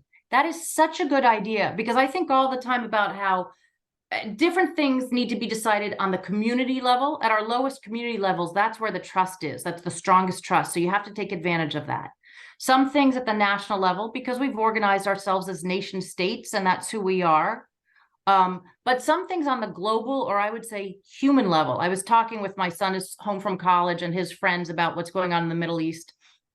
And it's so complicated, and they were all, talking about what they're learning and what they're thinking. But the theme they kept coming up with is like just the brutal tragedy for humans that's going on. And there's something about the human connection that is obviously threatened by those things you said, this unsustainable debt, this climate situation, authoritarianism, the ignoring human rights. Like, that's a beautiful idea, Brian, and sign me up. You know that when I get into ideas, I love to work on them, but let's make a youth party that's global. It's so thoughtful. Yeah, I think I think the other thing that I'll say, and then I'll open it up to other questions. Forgive that I'm doing this. You and I always have these good conversations. We get into these conversations.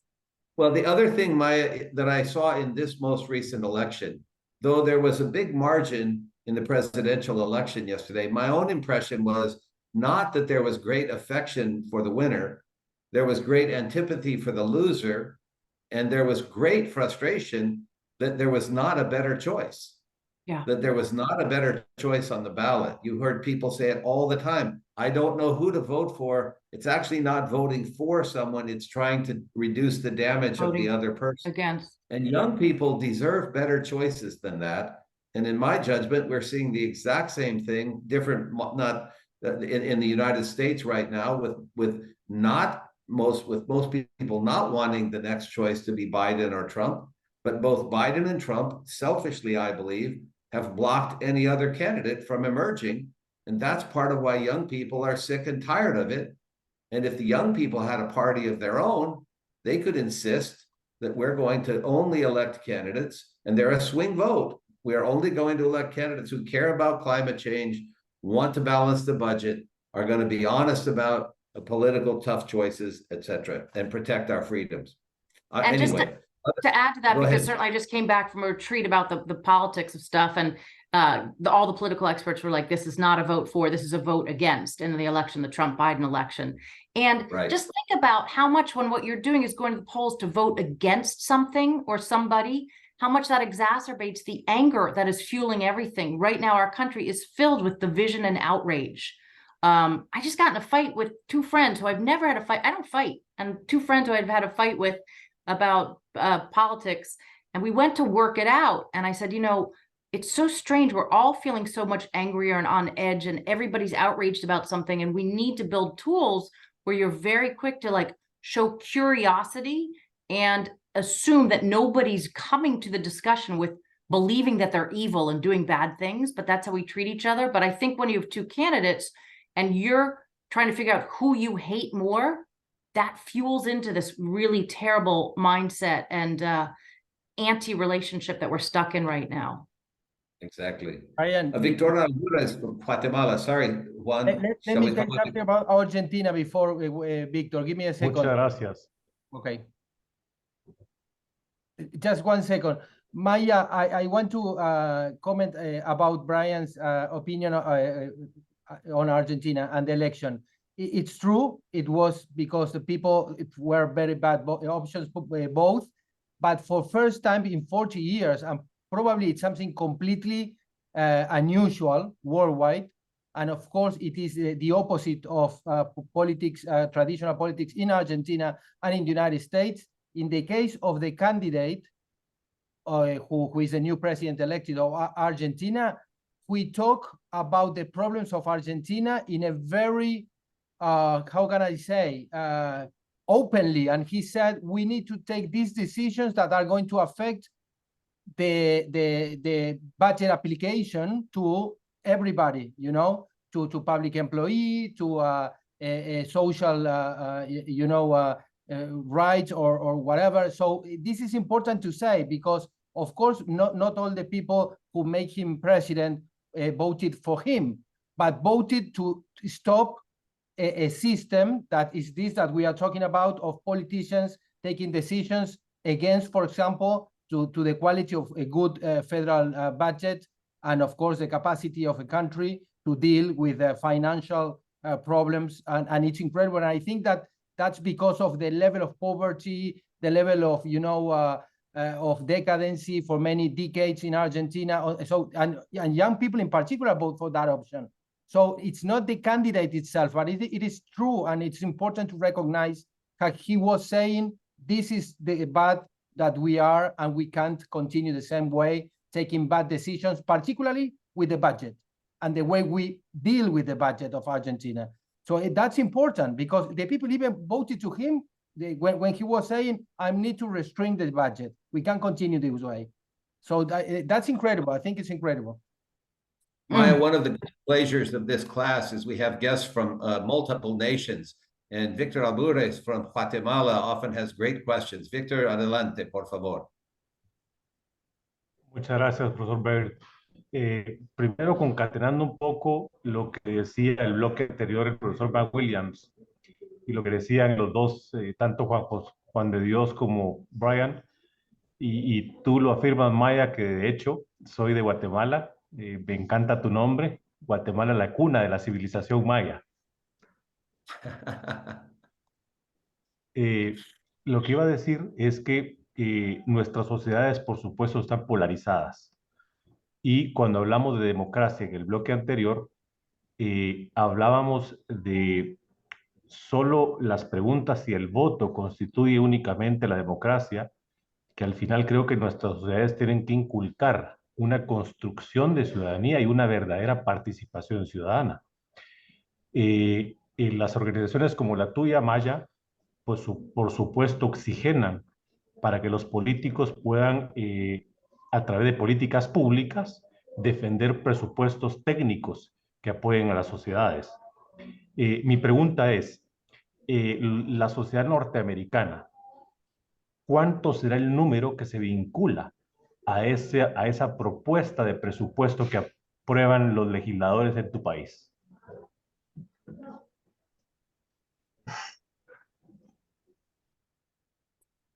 Okay, I'm going to have to just ask for clarification because one thing was lost in the interpretation. Thank you first on the Maya, that I was named after the Mayans, so that's cool. But the question is there a number on the budget? I need a little bit more of an explanation of what the question is.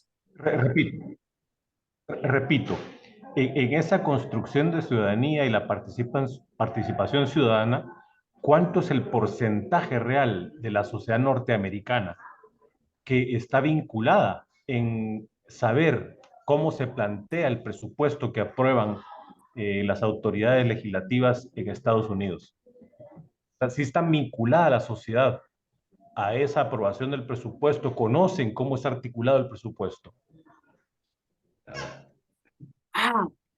Wow, these are like my favorite questions. So what you're asking is, do the citizens understand what's going on in passing the budget and how? Okay, no. So much not. So yes, first off, we need a lesson in citizenship. We have all been talking recently about how even the schools are polarized. They don't know what to teach, but you're brought up not knowing anything about citizenship, what it involves, the basics, the basics of civics. So much is lost. And that leads to a lot of people who don't understand the budget. Also, the budget is very, very complicated, almost on purpose, so that citizens will not understand it. But one of the things that we've been really interested in is how you do public education and actually get people's feedback, because I don't think citizens, for instance, should be managing interest rates and monetary policy, but on a lot of things, they know exactly what they want. If without too much trouble on social policies,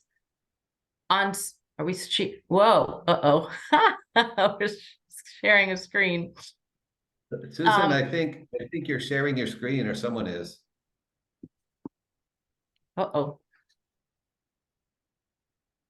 Susan, I think you hit screen share. Who is managing, I'm sorry, the Zoom? Are you sharing the screen, Brian? No, I'm not. That's Susanna. Susanna Noodleman. Oh, Susanna. I don't understand what is happening. Okay, let me see. I will do it. You continue. I will do it now. Okay. Remember in the beginning of Zoom bombing happened where people would come in and crash each other's meetings. Yeah. Yep. So anyhow, we built actually to this very question, we on our website, and Brian, if you want to share the website with them at some point, we will. We have a bunch of things called interactives. There are a set of tools which are meant to crowdsource from citizens what they want from the budget. So it basically says, if you don't know, how much do you think, what share should go to seniors versus kids? What share should go to defense, research, climate, healthcare, a bunch of things? How much taxes should the highest people pay and the lowest people pay? And like asks you for all these questions. And then it shows you what the current situation is. And so you can see where you agree or disagree. And the goal is, and we actually did this in partnership with one of the big social media companies, than trying to get it to younger people in particular. The goal is to get people to learn through this and then to start to share their preferences. And that if we can build up, I mean, and this does not reach nearly enough people, but if we can build up a big enough group, you can start getting some input on the actual budget and have politicians think about how they're going to respond to that and continue to engage people more. So I love that as a goal. I will say our country's budgeting is so broken right now that most years we don't even pass a budget. So the budget isn't passed and we're operating without a budget. And the really shocking thing is, I would bet you over 75, 80% of people don't know we don't have a budget. It's that obtuse. It's that convoluted that people don't know when follow what's going on. I would bet some members of Congress don't understand that we didn't have a budget in certain years. But anyhow, I'm certain of that. certain of that. But so just like all the questions, but your question goes to something I think about a lot, which is a lot of this, people should be empowered by learning more, caring more, and weighing in on it. Again, they have to understand it's not about getting what they want. It's about the compromise that's involved, but being able to share those ideas, because it's not so complicated that at the most basic levels, people can't say their preferences. I mean, I think there are a lot of things people might get wrong. Like we always want to cut international aid in this country. And the truth is that's probably because a lot of people don't understand how international aid is a positive investment that will pay off over time. But they understandably will say, well, if my neighborhood's poor, why am I building a bridge somewhere else than somewhere here? So it comes up with things that sometimes would make me nervous, but we are making a big effort to connect to people through interactive tools to do basically crowdsourcing on the budget, both to educate and get input. Maya, you've been so gracious. I'd like to conclude by just, and Victor, thank you for that excellent question. I think Juan is going to share some of the site. Maya's site is fantastic because it gives the voters a chance to see where the money actually goes. And I believe, Maya, you have a site or some of the other programs do where the voters can try to pretend they're managing the federal budget. How much money should go somewhere? How much budgeting money for the future? Yeah, there's so many, like there's 6 different games and interactives right there. And there are others where you can fix the budget on your own. But a bunch of these, if you go down, not your budget, paying the tab is like, how would you pay for it? More or less, how do you think about the government priorities? And so Maya, I've found and back to Victor's excellent question, I've found that the public has no idea about what percentage of the budget goes where, or how deeply we are in deficit each year, and how that's added to the debt. You know, that you hear things like, oh, if we just cut foreign aid, we could balance our budget. No, you can't. It's a tiny fraction of our budget, tiny, but people don't know that. So these are really valuable tools, and I would encourage Victor and others to go on to Maya's website and play with the tools and literally try different experiments and see where do the taxes come from? Where do the taxes go? What's the difference between our taxes and our expenditures each year? And as Maya said, my guess is most members of Congress don't know this either. I served for 3 terms on the Budget Committee. Maya, I used to joke on the Democratic side, they would only allow you to serve for 3 years on the Budget Committee unless you got special permission. And the joke I said was because at that point, after 6 years on the Budget Committee, your prescription for antidepressant medication has run out and you can't serve on the Budget Committee anymore because it's so difficult. I want to close with this, Maya, if I may. Our prior speaker, Matt Macwilliams, who's an expert on the rise of fascism, and he was talking about disillusionment with government. And he said one of the most important things to help restore confidence in government is the idea of service. And I want to link this to what you're speaking about, and just 2 quotes that you know well, and the people on this call, some have heard these. The first, everyone I think knows the great call of President Kennedy, who said, "Ask not what your country can do for you, What ask you what can you do. can do for your country.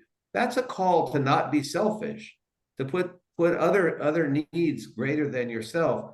And then I often remind people, Maya, and you and I haven't talked about this, but in 3 years, our country will celebrate the 250th anniversary of the Declaration of Independence. And that document closes with words. We always talk about the powerful words. We hold these truths to be self-evident, that all men are created equal, endowed by their creator with certain unalienable rights. We always speak about that.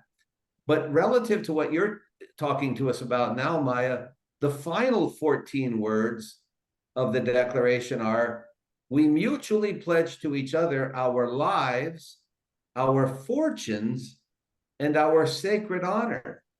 The people who founded our country were willing to give their lives and everything they owned. And nowadays we have people in America saying, don't touch my social program, don't touch my retirement security, don't touch my taxes. It's everything but a commitment to the society. And I will just say, you have shown personally over 20 years now the highest level of commitment to our society, the commitment that it requires honesty and courage and integrity and objectivity. And I personally, as an American, are very grateful for your service to our country, and for you taking time to be here tonight. Any final comments that you'd like to make? No, thank you for those kind words, but thank you for the excellent questions too. I really appreciated those questions in particular, and good luck with everything in your country. I know I complained about mine, but it's a tough time in the world. I hope we all find ways to unite through this, but appreciate it. It's really nice to meet this group. Thanks, everybody. Let's talk soon about getting you down here. So, good. Yeah, let's do that. Bye. Thanks so much. Take care. I'll let you go. Friends, we have another hour scheduled. I don't think we'll take all of that. I thought we might take about 10 minutes for a very brief break. What I would like to do is, there's a video that I wanted to share a while back. We had technical difficulties. It's about a 10-minute video on how firearms are marketed in the US, which I think is pretty revealing to people. So if we could gather together, let's gather at about 7:15. We'll take about an 8-minute break, since we're not going anywhere outside of our Zoom space for coffee. We'll gather together about 7:15, and then we'll briefly show you this video, which is quite powerful and relevant, again, to some of the policy discussions that have been made of late here in Argentina, but certainly helps you understand an important element of our culture as well. Does that make sense, Juan? Sí, perfecto, Brian. Perdón que hablo en español, pero como ya no está Maya, está perfecto. Y para el futuro pensemos también, porque es muy importante lo que dijo Maya, lo que explicó de su trabajo para que el presupuesto sea realista y no evadan las cuestiones y agraven los problemas. Estados Unidos, creo que Europa conozco muy bien, Estados Unidos es más complejo de entender. El tema de que esté en un mundo tan complejo, los debates públicos estén basados en evidencia. Y eso es tanto para la contabilidad como para las cuestiones de fondo. Cómo hacer que sean procedimientos y debates. Algo de eso introdujo Marcy Harris con el tema de modernización y con el debate de la inteligencia artificial y todo eso. Pero la verdad, hay muchas herramientas para que funcionen mejor los gobiernos y no se están utilizando. Porque esto está relacionado a la primera parte de la clase. La democracia está en riesgo porque es lógico que está en riesgo. Más bien que está en riesgo, porque no está funcionando. Así que es bueno que ver cómo también funciona esa cuestión, de cómo hacer que se debata sobre evidencia, no tanto discurso. Si está ahí la evidencia. Exacto. Sí. Exacto.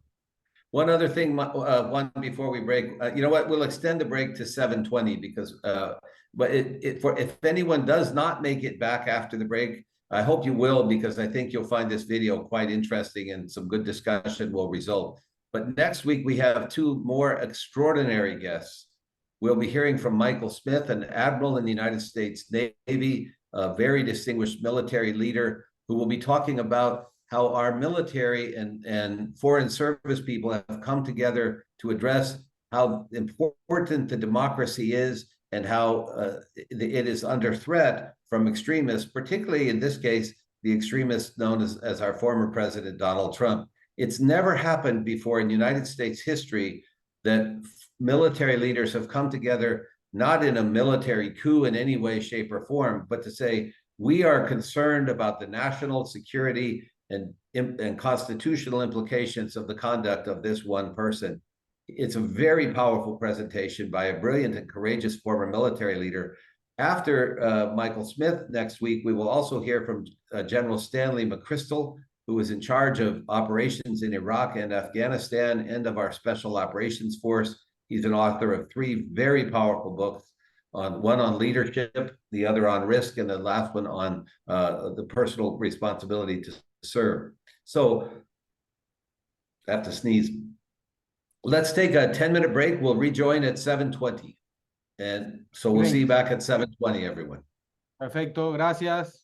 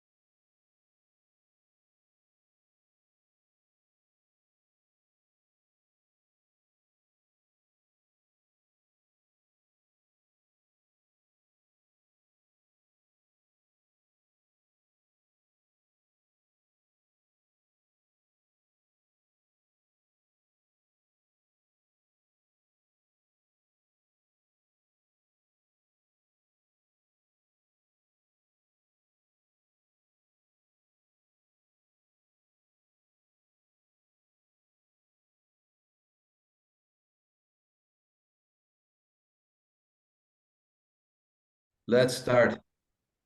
Hola, Sol. So thank you, everyone. I hope you're back. What I want to do now is, first of all, I thank everyone for the outstanding questions. I could tell, I know, as you can tell, I know both Matthew Macwilliams and Maya McGinnis extremely well. They're both brilliant, and they all were, you could tell, that they were very appreciative and respectful of the great questions and the thoughtful participation of this wonderful class.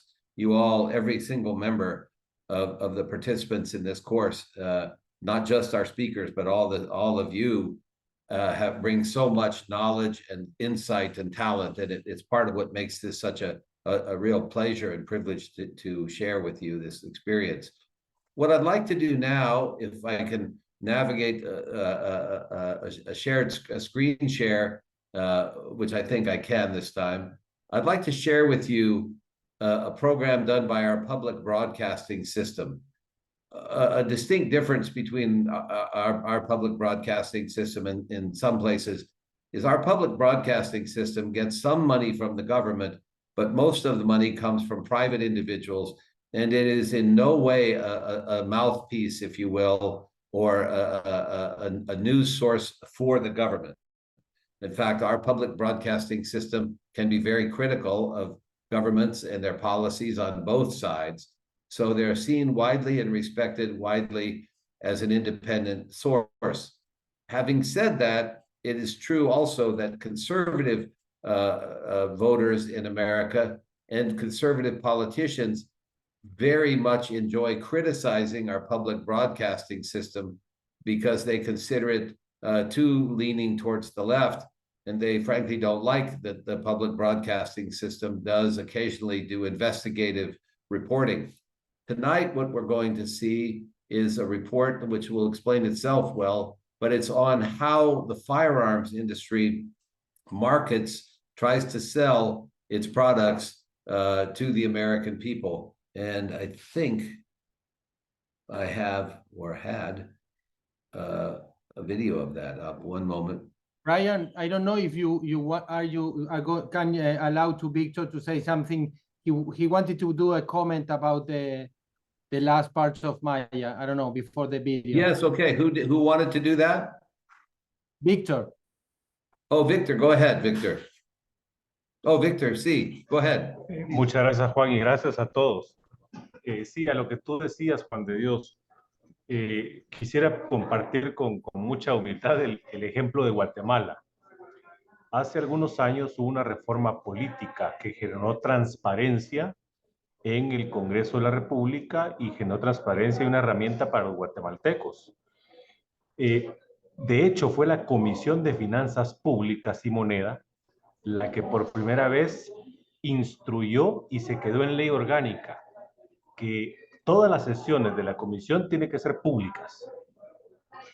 A partir de allí, todas las salas legislativas de trabajo del Congreso son grabadas y hay un canal del Congreso donde se transmiten.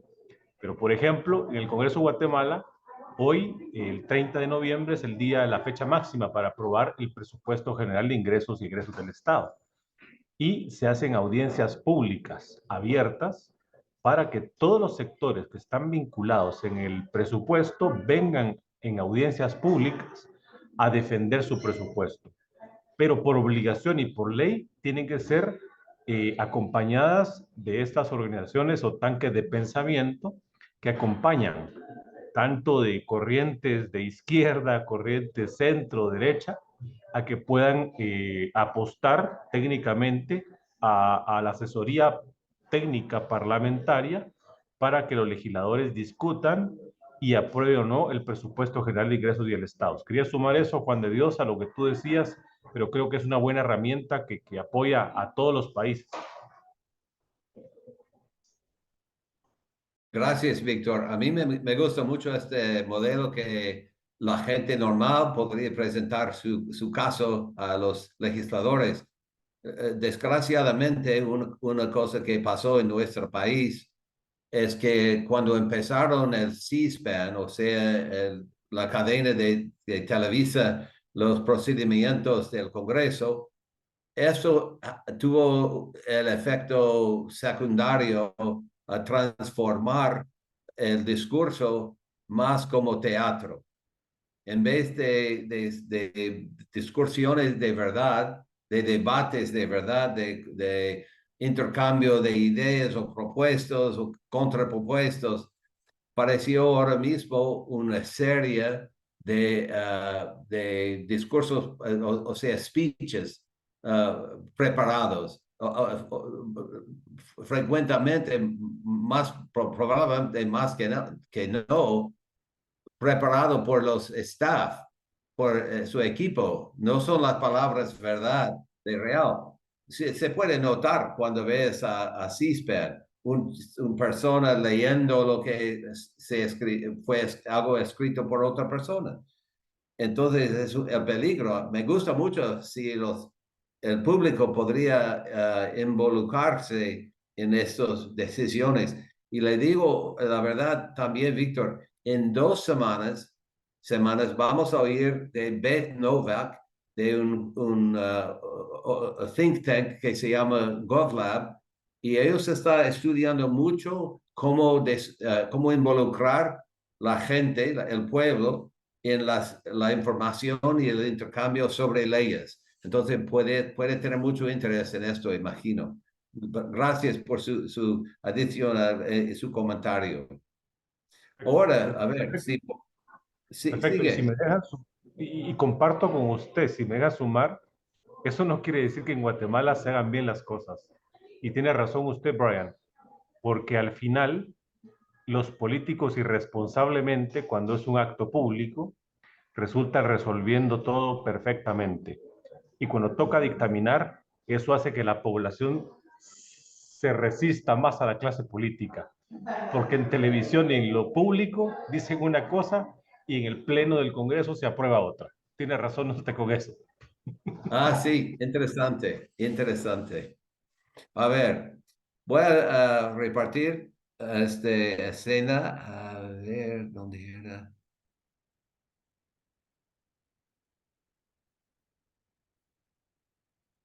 Oh, disculpa, se me olvidé. Siempre que hay, cuando quieres repartir.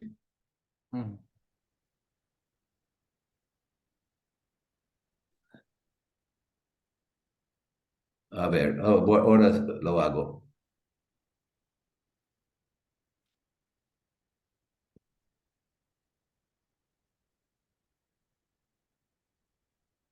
Eso. No hay audio todavía, Juan.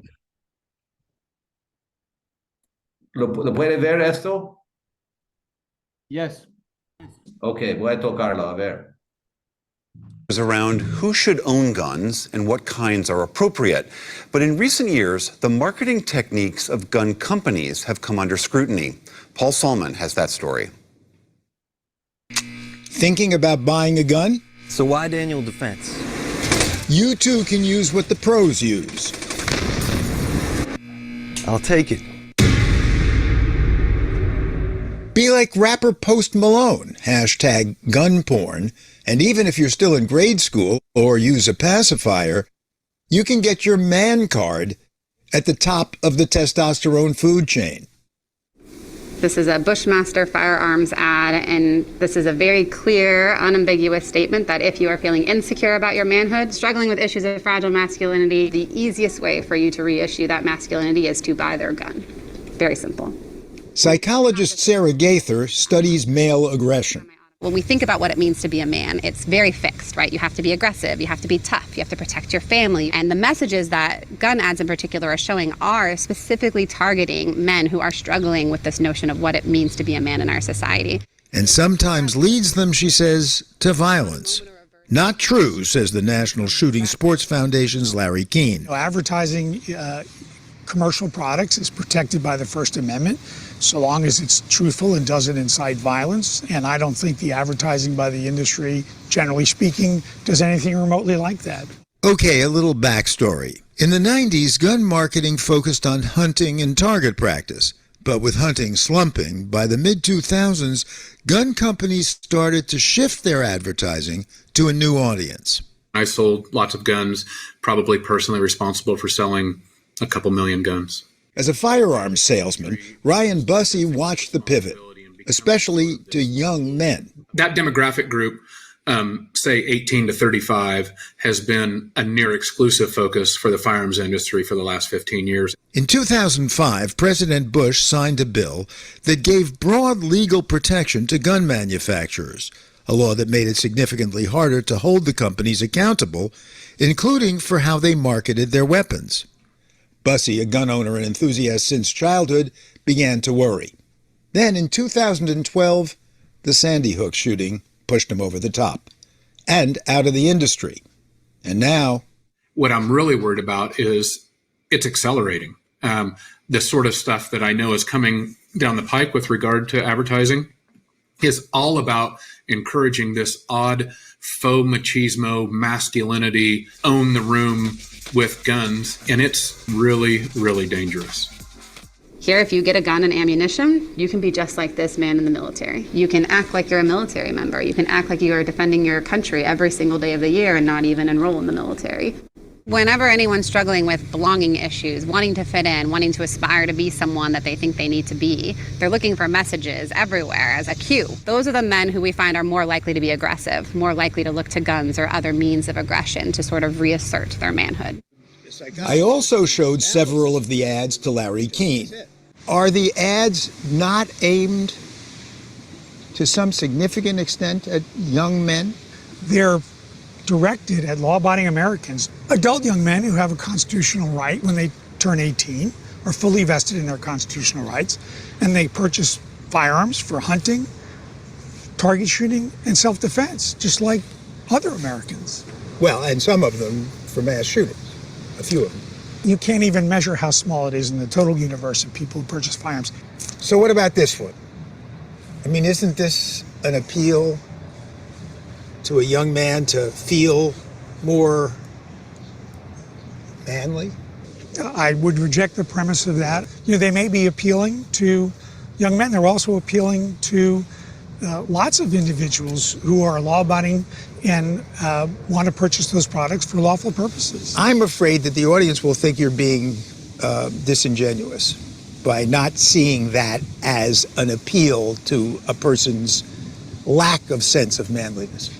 Do you have any questions about any particular ad, you should address it to the company that produced the ad. Well, we did reach out to gun makers. None of them responded. For example, Smith & Wesson, that's their corporate headquarters, makers of the semi-automatic M&P 15. In 2020, the best-selling rifle in America. Experience more performance. An M&P, or military and police, shown in this ad, looks just like the gun in the first-person shooter game Call of Duty, so popular among young men. The same gun used in several shootings. In a movie theater in Aurora, Colorado in 2012, in Parkland in 2018, and more recently at a 4th of July parade in Highland Park, Illinois. That's Daniel in a nutshell, smiling and running. 7-year-old Daniel, so kind-hearted he used to rescue worms from frying in the sun and return carpenter ants to their families outdoors. Nearly a decade ago, he was one of 20 children and 6 educators shot and killed at the Sandy Hook Elementary School in Newtown, Connecticut. I remember his mom, Jackie Barden.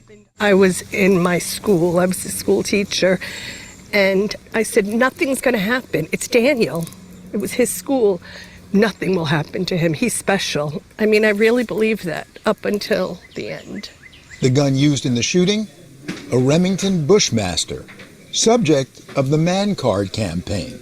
We both were just, how did this happen? How does somebody come across these weapons? I didn't even know about an AR-15 or magazines. And I was just aghast that I started seeing these Man Card ads.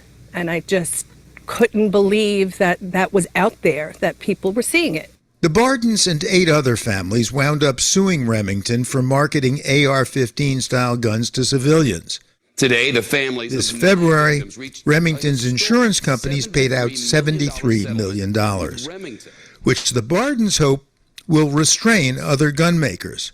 The settlement also required Remington to release thousands of pages of internal marketing documents, expected to soon be released to the public. Hopefully that will be a wake-up call to the industry.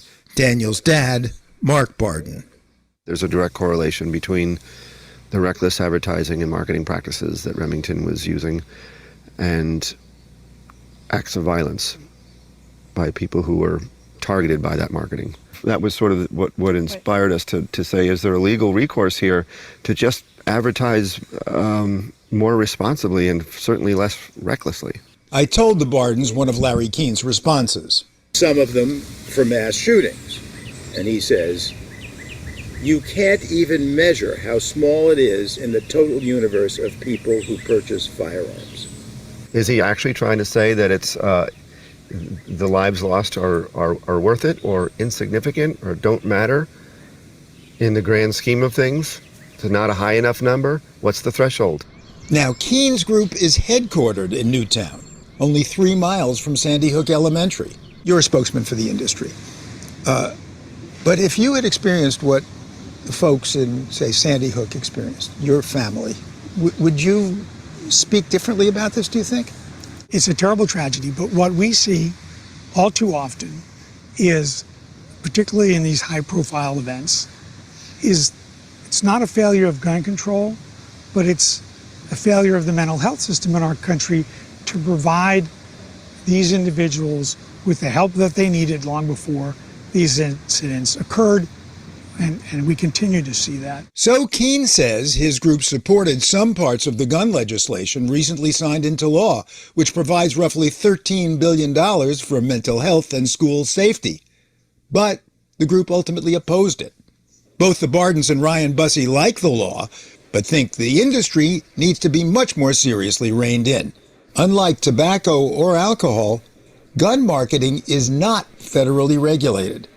It's just wrong. It may be legal, but it's certainly not moral. We have to figure out as a country what is necessary to rebuild this system of mores and norms that the industry itself once adhered to not very long ago. We have to figure out a way to put this back where it belongs. Otherwise, it's going to rip the country apart. As if we're not being ripped far enough apart already. For the PBS NewsHour, Paul Salman.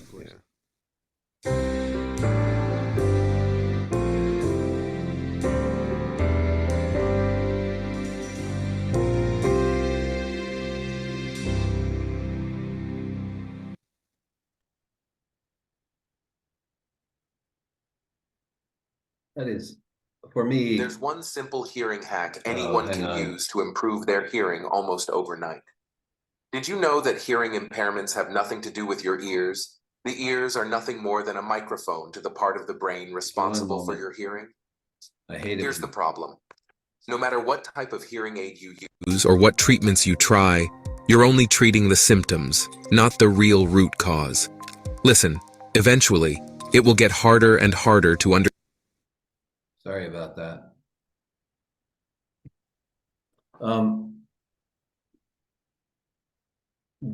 It's so hard to sort of explain our culture about guns. Remember Matt Macwilliams, and one of the great questions that was asked, I can't remember who asked it, but was this issue of freedom seems to have a connection to the right and the left. The people who are advocates for almost unrestricted firearm ownership and marketing often, believe it or not, believe that this is the way they not only protect their family from criminals, but they can protect themselves from a government takeover that they believe would happen by leftist forces within the US government. And there is a whole web of conspiracy type thinking about this. And so for these individuals, if you in their language, if you take away their gun, then you're taking away their freedom. And there used to be an ad, it is still prominent, that says, they can take away my gun when they take my cold, dead fingers from around the trigger. It's that powerful, the passion. And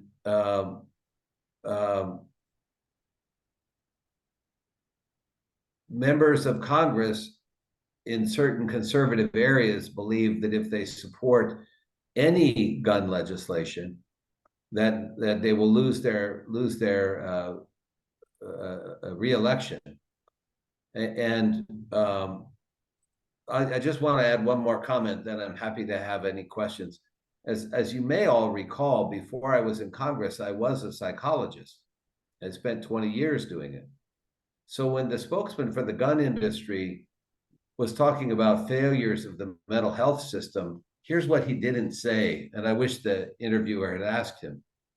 We have a series of laws called red flag laws, which basically means if a person is suspected of a crime or accused of a crime, or if you think they're about to commit one, if I as a mental health professional or anybody here, if you have a family member who you think is likely to be dangerous, you can notify the authorities and say, my son, my daughter, my husband, my father has a weapon and I fear there's evidence they're going to use it. You can actually go to a court and temporarily get the guns removed.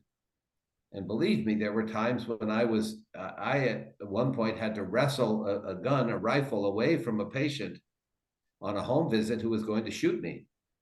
And so I understand on the mental health side, if we identify someone who's dangerous, but we can't take away their firearms, it's not mental health that's failing, it's the firearms industry that blocks laws that would allow that to be protected. But the power of the gun lobby, so-called gun lobby in America, is huge. And so anyway, I wanted you to see that in part because it's important to understand how is it that in the United States of America, we lose 50,000 Americans every year to gun violence. It's not always external, shooting someone else. The statistics show that if you have a gun in your home, you're far more likely to use that gun to shoot yourself or a loved one than you are to shoot an actual intruder. So with that, I'm happy to have any questions or comments from our group, and we could discuss it for a little bit, and then we'll wrap up. But any questions or comments or responses to that? Brian, hay dos preguntas por escrito. Una es de Daniel Rollero, que es un muy prominente e importante participante no solo de este programa, sino además muchos grupos que tenemos, inclusive en el ámbito de las Américas. Bueno, dice impactante desde lo emotivo, me gustaría corroborar con evidencia empírica, debería ser complementada la presentación con datos, por allí has mencionado el dato de los 50.000 muertos por año, y dice opinión personal, sin datos de respaldo, la política se reduce a ideología. Luego hay otro comentario, y termina diciendo, un ejemplo esquemático, en los Estados Unidos de América muere más gente por accidentes por uso de automóviles, por accidentes de auto, que por uso de armas de fuego. Deberíamos prohibir los autos también, pregunta, ¿no? Esa es la opinión de Daniel Rollero. Luego está Raúl Martínez Pita, que también pregunta, dice, muy interesante el video, efectivamente, y pregunta cómo se compatibiliza con la segunda enmienda, es decir, ¿qué dice la segunda enmienda? ¿Cuáles son los alcances? ¿Y cómo se compatibiliza eso con lo que estás diciendo, Brian? Y yo quiero complementar la pregunta de Raúl diciendo esto. ¿Es solamente por el lobby de los fabricantes de armas o existe arraigado en gran parte de la sociedad estadounidense una cultura de defensa personal y esto que has transmitido con respecto a la cuestión de sentirse libres, que significa libres de riesgos, porque se pueden defender por sí mismos y no tienen que acudir ni al gobierno federal, ni a los gobiernos locales, ni a las policías, ni nada por el estilo? Y solo dos ejemplos que recuerdo muy bien del maravilloso cine estadounidense. Uno es el tema Yellowstone en Montana, que yo creo que allí es muy difícil vivir sin armas en Montana, aparentemente. El otro es Breaking Bad en New Mexico. Hay determinados lugares en New Mexico que la verdad que está, como aquí también nos pasa en la Argentina, hay lugares que es difícil vivir sin estar armado. Así que no digo que estoy de acuerdo para nada con la adquisición de armas de fuego libremente, pero entiendo que es complejo. Entonces completo de esa manera la pregunta. Claro. Well, so I'll answer in English because it's easier for me. First, to understand, I grew up as a gun owner. I'm a very good shot with a rifle. I have won awards for my what's called marksmanship, the accuracy of your shooting. When I was young, we helped feed our family. We lived in Western Colorado, very, very rural part of the United States. My father and I and my brother helped feed our family by hunting. We shot deer and elk and antelope and rabbits and geese and doves and pheasants. We shot all those things and we ate them. And so I understand that. But it was not about proving our manhood, and it was certainly not about having a semi-automatic weapon that could fire high-velocity rounds designed to destroy a human being when they strike. In fact, you don't want the explosiveness of the bullets like the modern assault weapon bullets, because that destroys the meat. And the reason we were hunting was to feed people, ourselves and our neighbors sometimes. As for evidence to the contrary, well, it is a fact that 50,000 people die. There's no real evidence to the contrary of that. It's also a fact that the statistics show you're more likely to have someone in your own family die of your own firearm than you are to actually use the firearm to protect your family. That's a fact. A tremendous number of people who die of guns in our country have committed suicide. Another significant and terrible number is domestic violence, typically men shooting their wives and sometimes their children. And there's been an effort to try to create red flag laws to constrain people who own firearms if they're engaged in domestic violence. And the gun lobby has opposed that. That's a fact. There's no contrary evidence to that. You can argue, and the gun lobby has argued on First Amendment grounds and Second Amendment grounds, that the advertising is legal. And the Supreme Courts have sustained that. There's a different question between being legal or moral. And it's also a fact that I've had the opportunity and experience of speaking with parents who sent their children to school one day, as we all do as parents, and then the next time they saw their child, they were in the morgue and the child had been blown up with an assault weapon. That's a fact. Now, that made it be polemics, but for the parents and for the dead child, it's not polemics. So as far as the driving issue, the fact is we do regulate driving. We regulate driving in countless ways in the United States. We have law enforcement officers who say you can't drive at certain speeds. There are certain cars that you can't drive. There are rules of the road that if you violate them, you get tickets. And if someone menaces a person with a car, you could take away their driver's license. If they're irresponsible, then they drink while they drive. So I don't think that's polemic at all. I think it's just an accurate portrayal. Now, it is fair to raise the issue about the Second Amendment, but let's look at the language of the Second Amendment. The language of the Second Amendment refers to something called a well-regulated militia. Well, the first thing is, it doesn't say that you have a blanket right to own whatever firearm you want, and our Supreme Court has ruled that.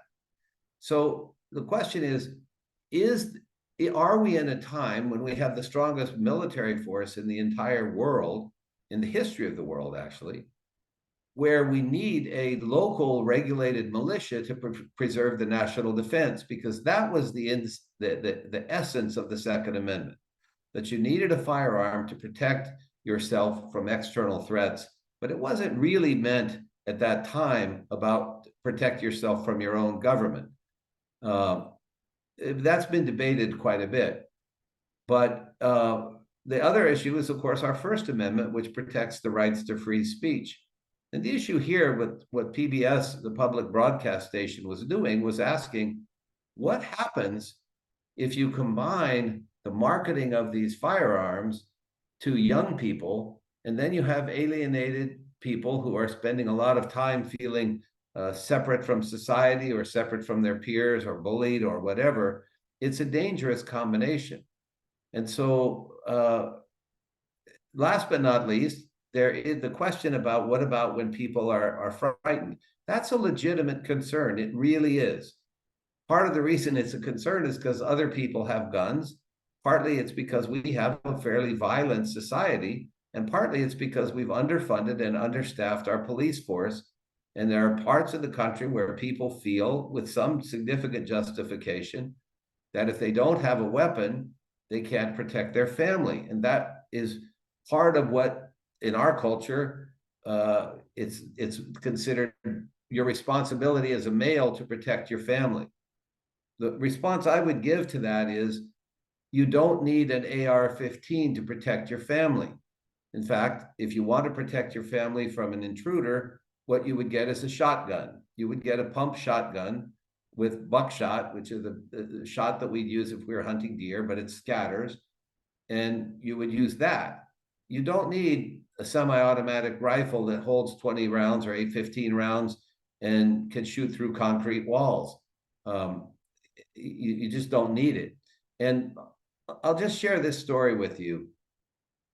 I'm acquainted with a person who heard someone breaking into their home at night. I'll share two stories. One, the first one is he heard someone breaking into the home, and he shouted, "Don't come in, I have a gun." And the person went ahead and broke the door down and came running up the stairs at this person I know, who ordered the person to stop, said, "Stop, I will shoot." And the person kept coming, and quite understandably, the person who I know shot that person and killed them right there on their own steps. They'd never met them before in their life. They didn't know why they were there, but they shot them dead. Now, one could say, and I understand, I would have probably done the same thing if I'd had a gun and someone was trying to come in. But I will tell you, that person was haunted by that experience for the rest of his life. And what he told me was, I wish I had had some other way other than killing that person to stop them. I wish I had pepper spray, or I wish I had a taser, an electric gun, because they were tortured by that. Not that everybody in America certainly could understand why they used the gun if someone was threatening their life or broke into the house, but that person at least wished they'd had a non-lethal measure. The last thing I'll share is a heartbreaking story that happened a few years ago, in which a father was called by the neighbor, and the neighbor said they saw someone outside their home dressed in dark clothing, possibly trying to get in their window. The father grabbed his pistol, went outside, and confronted the person who was at the neighbor's window. That person made a sudden movement, and the father shot the person to death. It was the father's own son. And it's not clear if the father was trying to spy on the neighbor or come home late from drinking, but he'd shot his own son. And so there's not an easy solution to this, but I will tell you, as a gun owner, as a good shooter, but as a mental health professional who's worked with people who's lost loved ones to firearm violence, somewhere our society and our culture has got to deal, as the former gun executive said, we've got to deal with this culture of anger and hate and fear, and the idea that guns are the way to solve our problems, because they often are a much greater problem than the problem they purport to solve. And last but not least, a very dear friend of mine when I served in Congress was a woman named Gabrielle Giffords. Gabrielle Giffords was doing what I did 100 times, which is set up a table outside a grocery store and invite your constituents to come visit and talk about anything they're concerned about. Gabrielle Giffords was there with her staff and with some of her constituents, the people she represents, when a person came up and began shooting everyone there and shot Gabby Giffords, my friend, in the head. And Gabby, she survived, but she had horrific brain damage and has become ever since. And her husband now serves in the US Senate from the state of Arizona. So, Victor, you had a question or comment. Sí, gracias. Por supuesto que yo en lo personal coincido muchísimo con Brian, completamente. Y creo que es una cuestión moral, como bien lo dice, ética, moral, responsable. Y tengo una pregunta, pero es para los hermanos argentinos. Creo que la primera vez que tomé la palabra, cabal fue en la primera clase que tuvimos, donde me preocupaba cuando un candidato que ayer los argentinos eligieron presidente, y ahí va mi pregunta, y creo, lo digo muy abiertamente, con mucho respeto, pero con mucho aprecio. Creo que Brian ha tocado este tema de las armas más o menos unas 8 veces en lo que va este curso. Y creo que ese es un mensaje para que ustedes puedan estar a tiempo. En estas latitudes en Guatemala, pues escucha las propuestas del presidente electo Milei, y creo que van a tener que tenerle mucho ojo a la legislación en este tema. Cómo es, no sabemos, ¿verdad? Solo se ha escuchado lo que él ha planteado en debates y en su propuesta, pero creo que los argentinos tienen ahora en sus manos no caer en este tema de armar a los ciudadanos para que después puedan tener efectos negativos. Y como bien lo expresa un profesional en la psicología, este es un tema que afecta a la salud mental de cualquier ciudadano en cualquier parte del mundo. Gracias, Victor. It's so important. It's a cautionary tale. Not only have we lost 50,000 people to gun violence, that's every year. That's every year we lose that many people. And 2 weeks before I came to this class, I may have shared this story before, 2 weeks before, I was in Washington, D.C. and met a father I mentioned earlier who had dropped his son off at school, wonderful 10-year-old boy. And the next time he saw him was in the mortuary, which I said before. That father has a tattoo on his back of a bullet wound, which is where his son was shot to death. And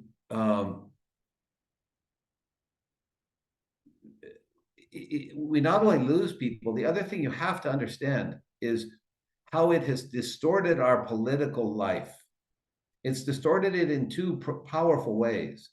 You have a certain significant number of people for whom the only issue they care about politically is where you stand on the Second Amendment. This is what they'll say. That's all I care about, because that's my freedom, back to Matt Macwilliams' presentation.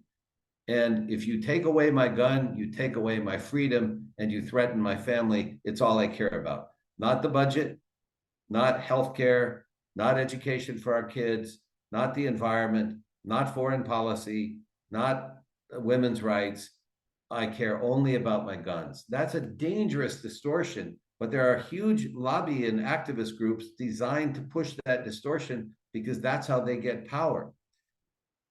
The other thing that happens is it has begun to become a menace for politicians, because you now are fearing in the United States there are more and more threats of violence against politicians. And in a heavily armed society, that becomes pretty real. And there are people who say, I don't want to go I don't want to serve in office because I'm afraid, or loved ones are afraid. Last but not least, my own children, after one of the many school shootings, said to me, they were about 12, I think, maybe 11. I don't want to go to college, Dad. And I said, why don't you want to go to college, son? Because people get shot there. So this is distorting our society. And reasonable people can disagree for sure. And I get it because I understand the psychology of firearms.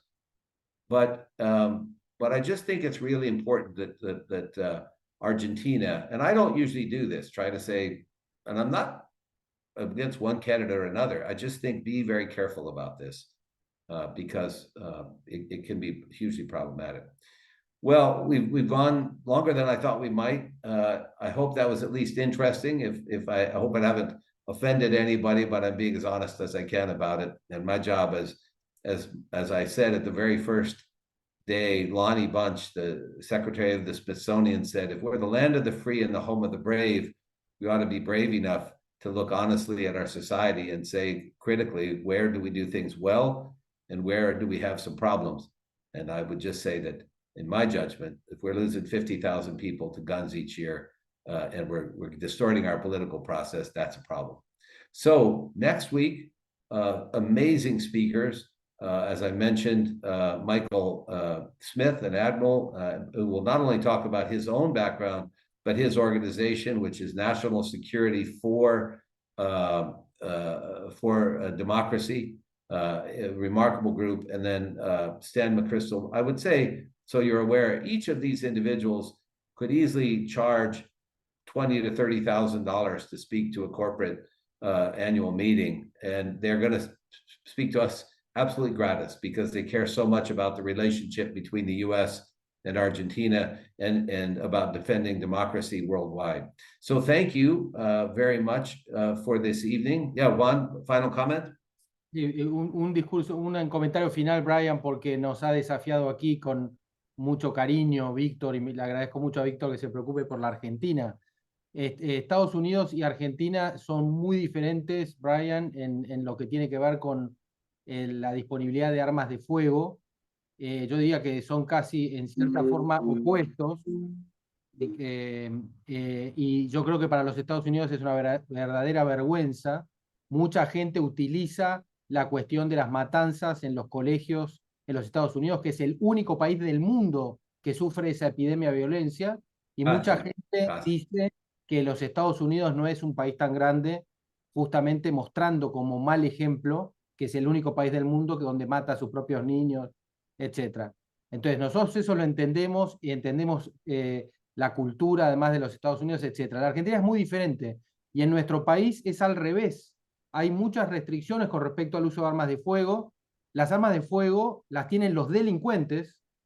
Los delincuentes sí tienen armas de fuego y matan a mucha gente inocente en nuestro país.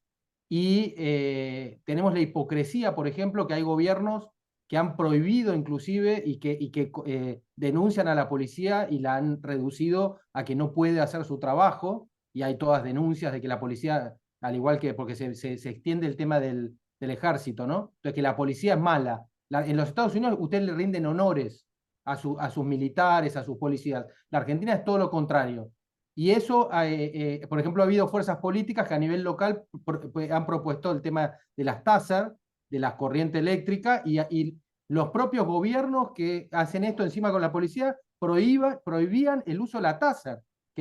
Entonces hay una cuestión enorme de politización también en la Argentina. Entonces, hoy presidente electo, yo nunca entendí bien lo que dijo, porque algo que diga un dirigente político en la televisión se puede hacer una idea, pero para eso están los debates, los proyectos de ley, etc. Milei no tiene ninguna capacidad de aprobar una ley de este tipo porque no hacen leyes los presidentes. Puede mandar al Congreso una ley y allí se discute.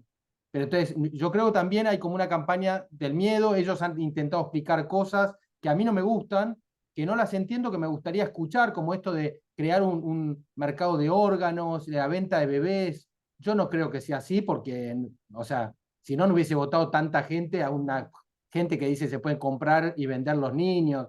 Yo creo que son cosas más de marketing político y que lo que hay que hacer es escuchar. Y si tiene algo para decir el ahora presidente, que lo diga, lo debatirá un congreso, y no creo que en la Argentina, por nuestra cultura, se ha aprobado ninguna cuestión de libertad de armas. No lo creo porque no es nuestra cultura, ni nada por el estilo. Ni tampoco tenemos la cultura generalizada de ustedes del uso de armas de fuego como parte, hasta en muchos lugares, de la forjación de la masculinidad. Porque esto que ustedes mostraban en este video con respecto a la publicidad, en realidad es algo mucho más profundo que las armas de fuego. Es algo que tienen muchas familias estadounidenses, que le enseñan a sus niños hasta cazar, y si puede ser un animal de gran porte, para mostrar la virilidad y que pasan a la adultez. Nosotros no tenemos eso en la Argentina. Tenemos los gauchos, todo, pero a cuchillo eventualmente matan un chancho, otra cosa, pero no tenemos la misma cultura. Así que no me preocuparía tanto, y personalmente me parece que hay que más res non verba, que es hechos no palabras, y no tanto demonizar, porque me parece que muchos demonizan, muchos que hacen cosas malas defienden cosas buenas. Entonces hay un divorcio entre la palabra y los hechos en nuestro país. Está demostrado que hay un gran divorcio entre la realidad y las palabras. Y creo que entonces a todos hay que, nosotros decimos medirles el aceite como a los automóviles, a todos hay que ponerlos bajo cuestionamiento y mirar bien con lupa realmente cuáles son las verdaderas intenciones. Yo no siento que exista ese riesgo en la Argentina, Brian. Así que gracias, Víctor, gracias, Brian. No se preocupen por la Argentina, porque no siento que exista el riesgo de libertad de armamento para nada. Me alegro oírlo. Solo una precaución es que al principio, como decía en este programa, cuando yo era joven, nunca intentaron los compañías de armamentos a vender armas así. Transformó para el mercado porque vieron la oportunidad de vender cosas. Los gastos de estos rifles son casi $2,000 en algunos casos. Son carísimos y ganan mucho. Entonces, solo quiero decir, ojo, ten cuidado con esto, porque poco a poco puede intentar por motivos de ganancia de cambiar no solamente las leyes, pero su sociedad. Esto es lo que quiero decir. Pero gracias por la Coincido, Brian, y es una aberración tanto las matanzas como la venta de armas de alto poder, como las armas que se utilizan para la guerra libremente en los Estados Unidos. Es una barbaridad. En la Argentina, yo personalmente solo aceptaría que la gente común pueda donar dinero para comprar esas armas para la fuerza de seguridad y para el ejército. Que nosotros tenemos una fragilidad absoluta de seguridad nacional porque tenemos absolutamente desprovisto de armamento, que es número uno la defensa de la soberanía para cualquier país. Así que lo que te digo, tenemos dos países completamente diferentes en cuanto a este tema. Diferentes. Sí, lo expliqué, sobre todo, no solamente para decir cuidado, pero para mostrar un problema, ¿verdad? Como nos enseñó esta noche Maya McGuinness, quien habló sobre la deuda, es como explicar un parte bastante importante en nuestra cultura y de nuestro sistema de política. Es muy grave, Brian, lo que pasa en Estados Unidos. Tenés toda la razón. En lo que pasa con las armas es brutal realmente. Ojalá que lo puedan resolver. Sí, ojalá.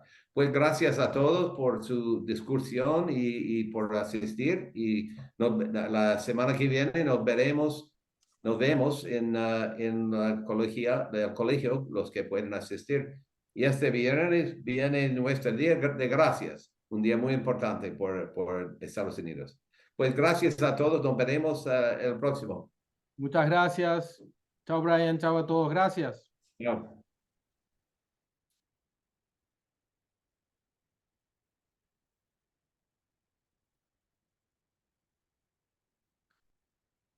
Gracias, Sol. Gracias, Sol. Gracias, Pilar. Ahí se fue. Juan, I may have a call I have to take. Hang on one moment. Of course.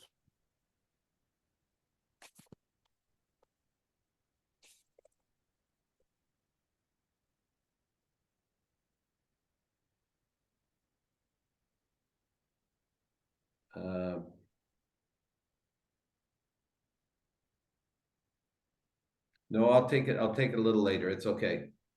Do you want to jump on a different Zoom? No, what I'm doing